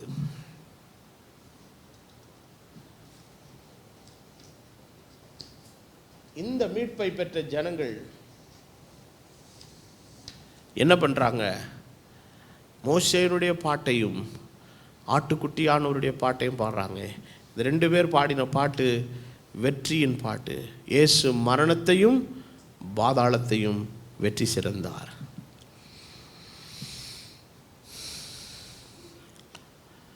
அப்போ இந்த மீட்பின் பாட்டை சிலர் பாட முடியாதபடி டிஸ்குவாலிஃபை ஆகிறான். அந்த பாடலை பாடுகிறதற்கு தகுதியற்றவனாக மாறுறான். ஏன்னா கிறிஸ்துவுக்கு எதிரடையாய் கிரியை செய்கிற இன்னொரு ஆவிக்கு தன்னை என்ன செஞ்சதுனால, ஒப்பு கொடுத்ததுனால. அது என்ன பண்ணுன்னு கேட்டிங்கன்னா, அது வேறு மாதிரிலாம் வேலை செய்யாது. அது யார் மாதிரியே இருக்கும். கிட்டத்தட்ட கிறிஸ்துவின் ஆவி செயல்படுவது போலவே செயல்படும். அப்போது பிசாசனுடைய டாக்டிஸ் என்னன்னா, அவன் எப்போவுமே எது உண்டாக்குறவன்? ஒரு போலித்தனத்தை உண்டாக்குறவன். அப்போது இது கிட்டத்தட்ட பார்த்தா எப்படி இருக்கும்? கிறிஸ்தவ பிரசங்கம் மாதிரி இருக்கும், கிறிஸ்தவ போதனை மாதிரி இருக்கும், கிறிஸ்தவ உபதேசம் மாதிரி இருக்கும், கிறிஸ்தவங்க செய்கிற ஒரு நற்காரியம் மாதிரி தான் இருக்கும். ஆனால் உள்ளே போய் கிட்ட போய் பார்த்தீங்கன்னா அதுக்குள்ளே கிறிஸ்துவை பற்றிய ரகசியம் இருக்காது, அக்கிரமத்தின் ரகசியம் இருக்கும். பைபிளில் 2 மிஸ்ட்ரியை பற்றி பேசியிருக்குது. ஒன்று தேவபக்தியின் ரகசியம். தேவபக்தியின் ரகசியம் ஒன்றே ஒன்று தான், அவர் தான் கர்த்தராகிய இயேசு கிறிஸ்து. ஒன்றான மெய் தேவனாகிய உம்மையும் நீர் அனுப்பினவராயிருக்கிற இயேசு கிறிஸ்துவை அறிவது தான் தேவபக்தியின் ரகசியம். ஆனால் அக்கிரமத்தின் ரகசியம் என்னது தெரியுமா? அது தேவபக்தியின் வேஷத்துக்குள்ளே இருந்து கொண்டு கிரியை செய்கிறது. இன்றைக்கி யாராவது ஒருத்தர் இங்கே மெட்ராஸ் இங்கே மேடையில் நின்றுக்கிட்டு நாளையிலேருந்து நீங்கள் எல்லாரும் சிகரெட்டு பிடிக்கலாம், தண்ணி அடிக்கலான்னு சொன்னான்னா எத்தனை பேர் அது விசுவாசிப்பீங்க? முதல்ல பிரசங்கம் பண்ண அலோவ் பண்ணுவீங்களா? முதல்ல நான் இல்லைன்னா கூட தூக்கி வெளியே போட்டுருவீங்க நீங்களே. ஏசு நாமத்தில் கீழே இறங்கு பிசாசுன்னு சொல்லி முடிஞ்சால் தலையில் கையை வச்சு பேய் ஓட்டி அனுப்பிடுவீங்க. விடமாட்டோம். We never allow that. இது இது ஆனால் பிசாசுனுடைய வஞ்சகம் என்பது இப்படியெல்லாம் என்ன செய்யாதுங்க, வராது. அது வந்து வெளியிலே காண்பிக்கிற விதயங்கள் நமக்கு என்னவே செய்யாதுங்க, தெரியவே தெரியாது. எப்படி பண்ணுனா, தேவ வார்த்தைக்குள்ளே எதை உண்டாக்குங்க, சந்தேகத்தை உண்டாக்கி தேவன் சொன்னது உண்டோ என்கிற ஒரு சந்தேகத்தின் வித்தை அதுக்குள்ள வைத்து தான் தேவனுடைய ஜனத்தை கிறிஸ்துவை பற்றிய உண்மையிலிருந்து தடுமாற செய்ய. அதுதான் பவுல் எழுதுகிறாரு, சர்ப்பமானது ஏவாளை வஞ்சித்தது போல உங்கள் இருதயமும் கிறிஸ்துவை பற்றிய உண்மை. கிறிஸ்துவை பற்றி எத்தனை உண்மை இருக்க முடியும்? ட்ரூத் அப்படின்னாலே எத்தனை தான் இருக்கலாம்? ஒன்று தான். The lies can be many, the opinions can be many, predictions can be many. அபிப்பிராயங்களும் யூகங்களும் பொய்களும் போலிகளும் எத்தனை வேணாலும் இருக்கலாம். ஆனால் எல்லாத்து நடுவில் சத்தியம் எத்தனை தான் இருக்க முடியும்? ஒன்றே ஒன்று தான் இருக்க முடியும். என்னுடைய டேட் ஆஃப் பர்த்தை பற்றி எத்தனை பொய் வேணால் சொல்லட்டும். ஒருத்தன் பார்த்தா சொல்கிறான் அவருக்கு நான் 35 வயசு மாதிரி இருக்குதுங்கன்றான், அவன் ஒரு டேட் ஆஃப் பர்த் போட்டுக்கிறான். இன்னொருத்தன் சொல்கிறான் இல்லைங்க அவரை பார்த்தா அவர் வந்து பசங்களுக்கெல்லாம் கல்யாணம் பண்ணிட்டாருங்க, அதனால் எப்படினாலும் ஒரு 50 வயசுக்கு மேலே இருக்கும், அவன் ஒரு டேட் ஆஃப் பர்த் போகிறான். எத்தனை டேட் ஆஃப் பர்த் நீ போட்டுக்கோ, ஆனால் உண்மை ஒன்றே ஒன்று தான்.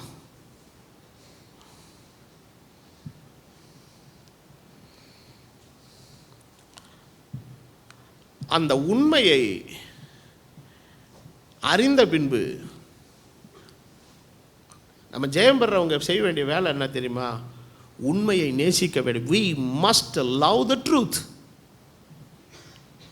எத்தனை பேர் இந்த கால வேளையில் நான் உங்களை திறந்த மனதோடு கேட்குறேன், எத்தனை பேர் சத்தியத்தை நீங்கள் நேசிக்கிறீங்க?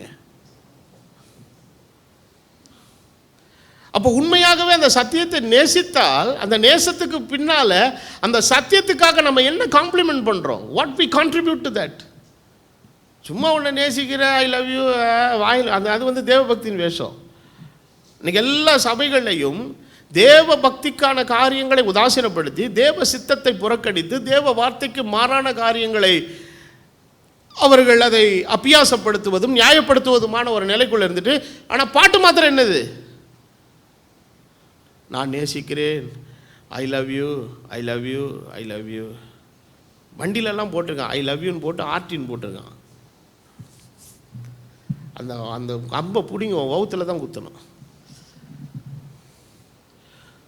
அப்போது சத்தியத்தை மீள உள்ள அன்பை அங்கீகரிக்கலைன்னா இவன் ஜெயம் பெறவே முடியாது. நல்லா புரிஞ்சுக்கோங்க. If you don't love the truth, you cannot have the victory. You are not worthy to sing the song of victory. நீ ஜெயம் பெறுகிறவனும் அல்ல, ஜெயம் பெறுகிறவனுடைய பாடலை பாடுகிறதுக்கு உனக்கு என்னவும் கிடையாதுங்க, தகுதியும் இல்லை. அப்போ இயேசு ஏன் அந்த பாட்டை முதல்ல பாடினார் தெரியுங்களா? காரணம் அவரே வழியும் அவரே சத்தியமும் அவரே ஜீவனுமாக இருந்தார். அவர் சொன்னார், என்னை அல்லாமல் ஒருவனும் பிதாவினிடத்தில் வந்தான். அவர் சொன்னார், நான் சத்தியத்தை குறித்து என்ன கொடுக்க வந்தேன்? சாட்சி கொடுக்க வந்தேன். சாட்சி சொல்ல வரவில்லை, நான் சாட்சி கொடுக்க வந்தேன். அப்போ அவருடைய கிரியைகள் அனைத்தும் சத்தியத்திற்கான சாட்சியை பகரக்கூடியதாக இருந்தது. அந்த ஆட்டுக்குட்டியானவர் மரணத்தையும் பாதாளத்தையும் வெற்றி சிறந்ததினாலே வெற்றி அடைந்தவர்களின் பாடலாய் இருக்கிற கீதத்தை பாடுகிறதற்கு அவர் தகுதியுள்ளவராய் இருக்கிறார். இன்றைக்கு அவருடைய சகோதரர்களாகிய நாமும் அவரை பற்றிய அறிவின் ஒன்றினாலே மாத்திரமே நாம் ஜெயம் பெற்று இந்த உலகத்தினுடைய எல்லா காரியங்களுக்கும் நாம் நீங்களாகி தேவனுடைய வாசனத்துக்கும் தேவனுடைய வார்த்தைக்கும் விரோதமான எல்லா அநீதிக்கும் அவபக்திக்கும் விரோதமாய் தேவ கோபாக்கினை சீக்கிரம் வானத்திலிருந்து வெளிப்பட போகிறது. அவைகளிலிருந்து நாம் மீட்கப்பட்டு அவைகளிலிருந்து காக்கப்பட்டு தேவனுடைய சமூகத்தில் போய் நாம் கரையற்றவர்களாய் நின்றால் மாத்திரமே அந்த பாடலை பாடுகிறதற்கு நாம் தகுதியுள்ளவர்களாய் இருப்போம்.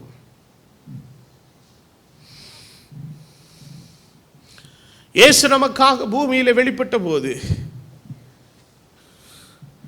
பரலோகம் அவரை குறித்து பாடல் பாடினது. என்ன பாடல் பாடினது? உன்னதத்தில் இருக்கிற தேவனுக்கு மகிமையும் பூமியிலே சமாதானமும் மனுஷர் மேல் பிரி. நம்ம ஊரில் கிறிஸ்மஸுக்கு கேரல் பாடுறோம், அந்த கேரலுக்கு அந்த பாட்டுக்கு ஏதாவது சம்மந்தம் இருக்குதா? கந்தை துணியில் இருந்தார், குளிரில் இருந்தார், ஸ்வெட்டர் போட்டிருந்தார், கம்பளி வச்சு சுற்றி இருந்தார், மாட்டு கொட்டாயில் இருந்தார். அவன் பாடின பாட்டில் அந்த மாட்டு கொட்டா கந்த கசமாலாம் ஒன்றுமே வரல. அவன் பாடினதெல்லாம் ஒன்றே ஒன்று, உன்னதத்தில் இருக்கிற தேவனுக்கு மகிமை, பூமியிலே சமாதானம், மனுஷருக்குள்ள பிரியம் உண்டாவதாக. நமக்கு ஒரு பாலகன் பிறந்தார், நமக்கு ஒரு குமாரன் கொடுக்கப்பட்டார், கர்த்தத்துவம் அவர் தோளின் மேல் இருக்கும். அப்படியே நாமும் அதிசயமானது. அவர் ஆலோசனை கர்த்தர், வல்லமையுள்ள தேவன், நித்திய பிதா, அவர் சமாதான பிரபு, அவர் ராஜாதி ராஜாவும் கர்த்தாதி கர்த்தாவுமாய் இருக்கிறார். ஜெயம் பெற்றவர்களுக்காக வரப்போகிற நாளிலே நாம் எல்லாரும் சேர்ந்த ஆண்டவருக்கு ஒரு பாடலை பாடணும். அவர் பிறந்தபோது பாலகனாய்,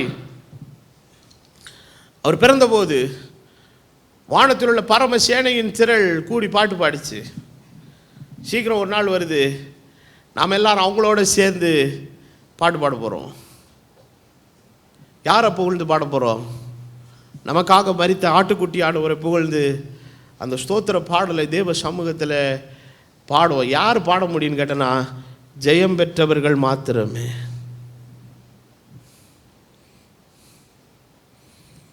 ஏன் அன்னைக்கு தூதர்கள் மாத்திரம் பாட்டு பாடினாங்க? பிறந்திருக்கிறவர் யாருங்கிறது அவங்க ஒருத்தருக்கு தான் தெரியும். ஆனால் தேவனுடைய வருகைக்கு பின்பு தூதர்களை காட்டிலும் மேலான அறிவை, தூதர்களை காட்டிலும் மேலான வெளிப்பாடை, தூதர்களை காட்டிலும் உன்னதமான அனுபவத்தை பெற்ற நீ பாடுகிற பாடல் தூதர்கள் பாடின பாடலை விட மேன்மையானதா இருக்கும். அந்த பாடலை பாடும்படி அழைக்கப்பட்டவன் தான் நீ. எத்தனை பேருக்கு காலையில் செய்தி விளங்குது? விளங்கலைன்னா விளங்க முடியாது.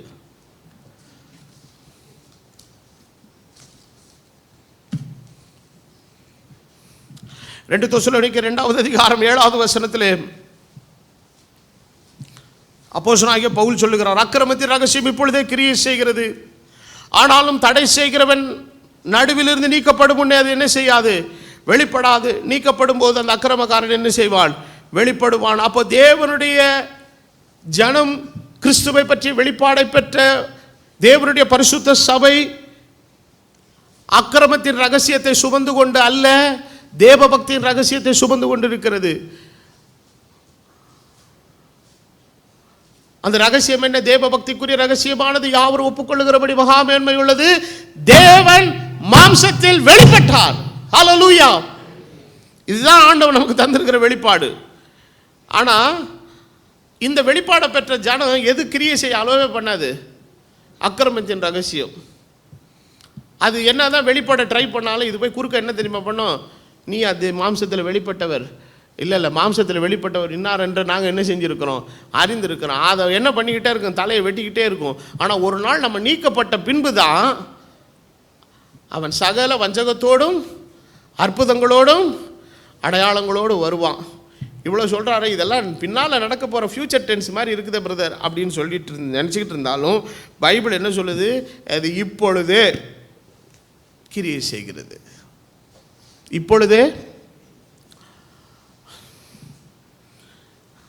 அப்போது கிரியை செய்யும்போது அது எப்படி இருக்குன்னா, அந்த அக்கிரமக்காரனுடைய வருகை சாத்தானுடைய செயலின்படி சகல வல்லமையோடு அடையாளம், பொய்யான அற்புதம். எல்லாரும் சொல்லுங்க, power, science and lying wonders. இன்னைக்கு ஆவிக்குரிய உலகத்தில் இது 3 இருக்கா இல்லையா? What a mighty preacher brother.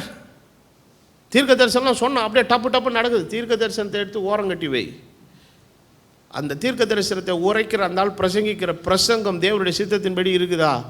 அது சரியாக இருந்தால் வா, இல்லைன்னா அவன் எவ்வளோ பெரிய அப்பாட்டக்கராக இருந்து என்ன தீர்க்க தரிசனம் சொன்னாலும் அது சரியில்லை. இது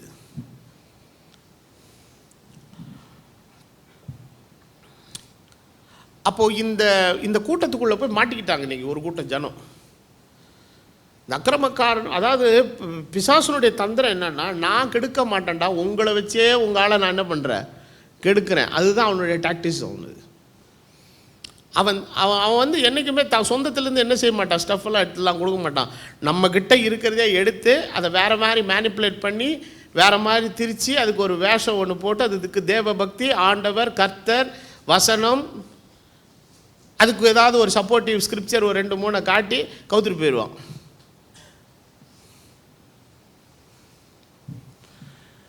ஆனால் வசனம் என்ன சொல்லுது?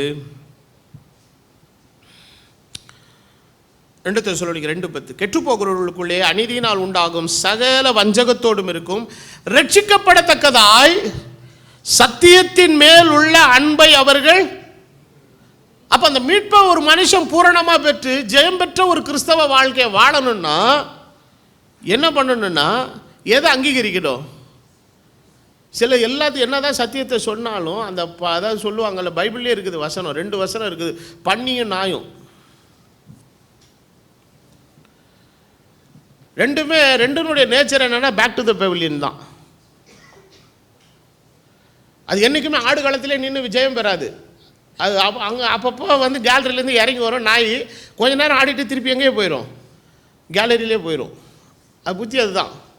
நாயானது தான் கக்கிறதை தின்னும்படி திரும்புவது போல். நான் அடிக்கடி சொல்லியிருக்கிறேன் இல்லையா, இந்த பன்னியை நீங்கள் என்ன தான் குளிப்பாட்டி பவுட்ரு போட்டு அதுக்கு நல்ல ஒரு நல்லி சில்கில் போய் ஒரு பட்டு குஞ்சம் வாங்கி கட்டி கிட்டி எல்லாம் போட்டு வச்சு நீங்கள் கையை எடுத்து பாருங்களேன், வெளியில் போய் வாசலில் துபக்குன்னு எதில் குதிச்சிரும். என்னடா ஒருத்தர் நம்மளை எல்லாரும் நம்மளை கருவறுப்பாக பார்த்தான், நம்மளை பார்த்தா எல்லாம் ஒதுங்கி போனாங்க, காணும் பொங்கல் வந்துச்சுன்னா கட்டையை வச்சு அடித்தாங்க. ஆனால் இவங்க யாரோ ஒருத்தர் நம்மளை கூப்பிட்டு வந்து வாட்டர் வாஷ் பண்ணி நமக்கு நல்ல பட்டு சேலெல்லாம் போட்டு சென்டெல்லாம் போட்டு மனமாக விட்டுங்க. அந்த ஒரு நன்றி எறிதலுக்கு ஒரு 10 நிமிஷம் அவங்க உட்காருவோம், அது வராது, விட்டவொன்னே போய் குதிச்சிடும்.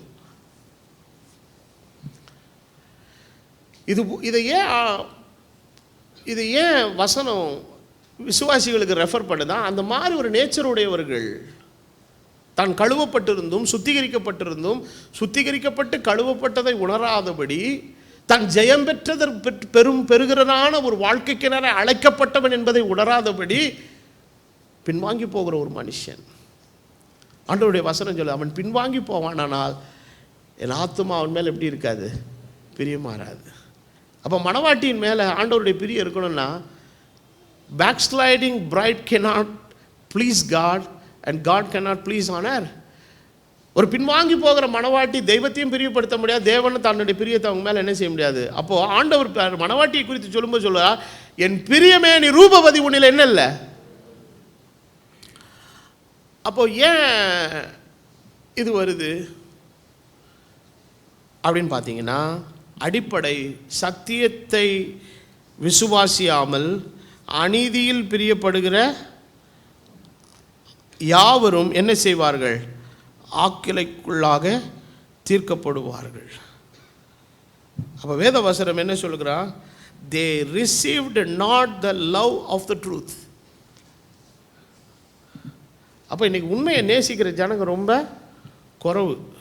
அதனால தான் அப்போஸ்தலன் தேவன் தனக்கு வெளிப்படுத்தின சத்தியத்தை, உண்மையை ரொம்ப நேசித்ததுனால அவர் சொல்கிறார், நான் சத்தியத்துக்கு எந்த காரியத்திலும் நாங்கள் கெடுதலாக பண்ணாமல் எல்லாத்தையும் எப்படி தான் நான் செய்கிறேன்? அனுகூலமாக தான் செய்கிறேன். கொரிந்தியரில் எழுதுறான்னு நினைக்கிறேன். நான் சத்தியத்துக்கு விரோதமாக எதையும் செய்யாமல் சத்தியத்துக்கு எப்படி பண்ணுறேன்? அனுகூலமாக பண்ணுறேன்.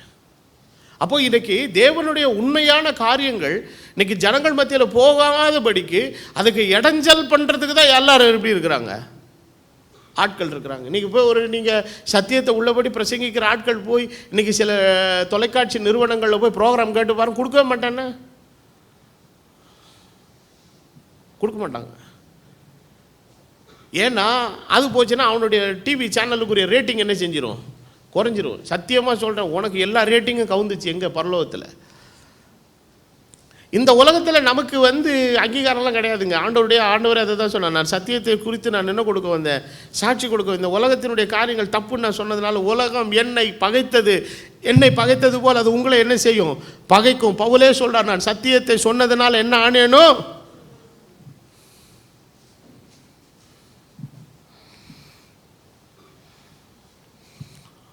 போன வாரம் ஒரு பிடிஎஃப் ஒன்று அனுப்பிச்சு, எத்தனை பேர் படிச்சிங்க அதை? ஒரே கர்த்தர், அது எத்தனை பேர் ஃபார்வேர்ட் பண்ணீங்க? பயமாக இருக்குதா? முதல்ல அந்த அந்த அந்த ஆர்டிக்கலை நேசிக்கிறீங்களா? முதல்ல அதை நம்புறீங்களா? அதை அதில் விசுவாசிக்கிறீங்களா? நான் பிரிண்டிங் ஆர்டர் கொடுத்துருக்குறேன். ரொம்ப சிம்பிளாக இருக்குது. நிறைய பேர் கேட்டாங்க, ரொம்ப சிம்பிளாக இருக்குது, எதுவுமே வேணாம், அது ஒன்றும் உருப்படியாக படித்தாலே போதும். அந்த 4 வசனமே தெளிவான ஒரு காரியத்தை என்ன செய்யுது சொல்லுது. ஒரு 10,000 காப்பி அடித்து வைக்கிறேன், நீங்கள் எத்தனை பேர் கொண்டு போய் கொடுக்குறீங்கன்னு பார்க்கலாம்.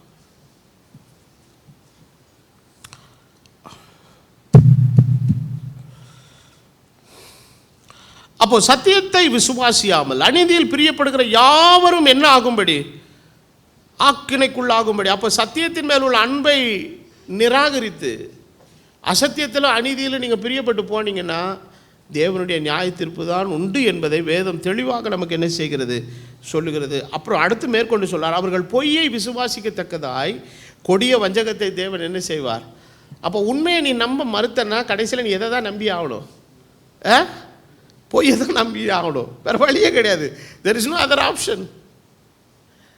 அப்போ இன்னைக்கு உண்மையை ஜனங்க ஏற்றுக்கொள்ள மறுக்கிறாங்க. உண்மையான தேவ நீதியை விசுவாசிக்க ஜனங்க மறுக்கிறாங்க. தேவனுடைய உண்மையான வழிமுறைகளை ஜனங்கள் ஏற்றுக்கொள்ள மறுக்கிறார்கள். 2 தெசலோனிக்கர் 2:14 ரொம்ப முக்கியமான வசனம். 13 வாசிங்க, அது ரொம்ப முக்கியமான வசனம். கர்த்தருக்கு பிரியமான சகோதரரே. மறுபடியும் இங்க என்ன வருது? சகோதரர். எல்லாரும் சொல்லுங்க. கர்த்தருக்கு பிரியமான அடியார்களே அல்ல,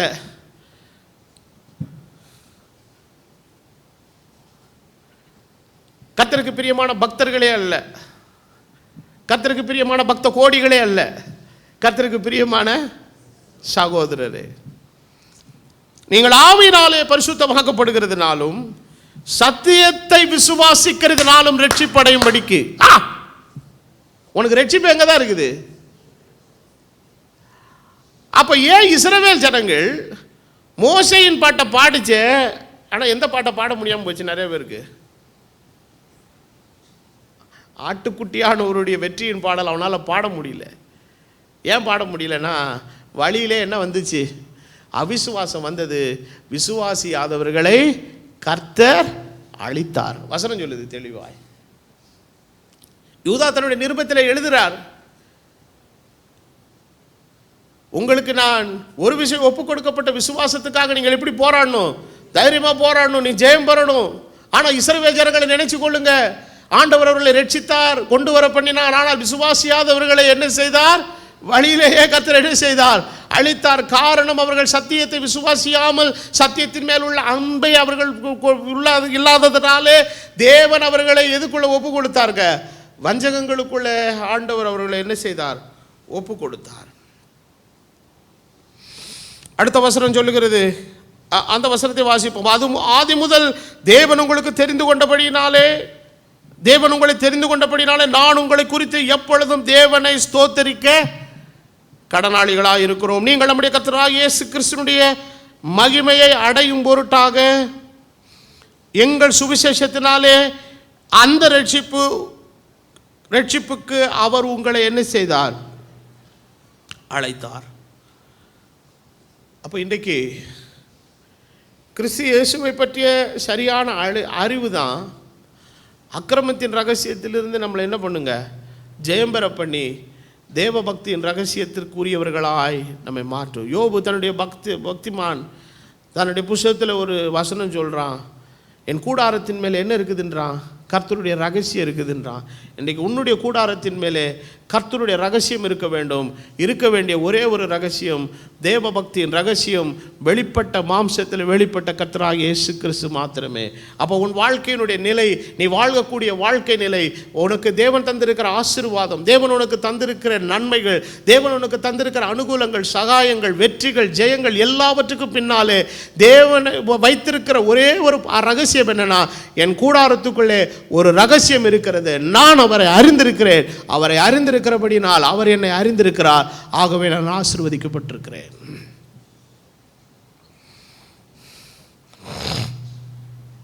கடைசியாக ஒரு வசனத்தை வாசிப்போம். ரோமர்களின் நிருபம் 8வது அதிகாரம் 36வது வசனத்திலிருந்து. ரோமர் 8:36. கிறிஸ்துவின் அன்பை விட்டு நம்மை பிரிப்பவன் யார்? உபத்திரவமோ, வியாகுலமோ, துன்பமோ, பசியோ, நிர்வாணமோ, நாசமோசமோ, பட்டயமோ, இவை எல்லாவற்றிலேயும், எல்லாரும் சொல்லுங்க, நாம் நம்மில் அன்பு கூறுகிறவராலே முற்றும் ஜெயம் கொள்கிறவர்களாக இருக்கிறோமே. மரணமானாலும் ஜீவனானாலும் தேவதூதர்களானாலும் அதிகாரங்களானாலும் வல்லமைகளானாலும் நிகழ்காரியங்களானாலும் வருங்காரியங்களானாலும் உயர்வானாலும் தாழ்வானாலும் வேற எந்த சிருஷ்டியானாலும் நம்முடைய கர்த்தராகிய இயேசு கிறிஸ்துவில் உள்ள தேவனுடைய அன்பை விட்டு நம்மை பிரிக்க மாட்டாது என்று நிச்சயித்திருக்கிற சத்தியத்தின் மேல் உள்ள அன்பை பூரணமாய் அங்கீகரித்த எவனையும் எந்த சூழ்நிலையும் அந்த அன்பிலிருந்து அவனை என்ன செய்யாதுங்க, ஒரு காலம் பிரிக்காது.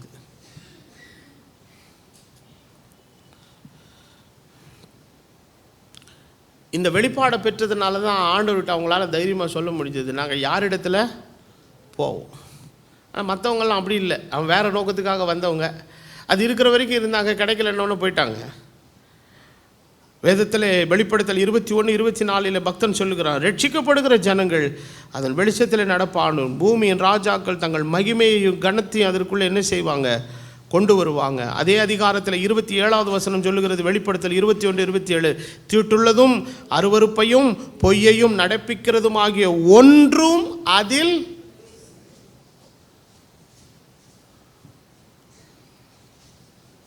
அதனால தான் பக்தன் ஆகிய பவுல் எழுதுகிறார், நீ இது எல்லாவற்றையும் விட்டு புறப்பட்டு போய் எதை தொடாதீங்கப்பா, அசுத்தமானதை தொடாதீங்க.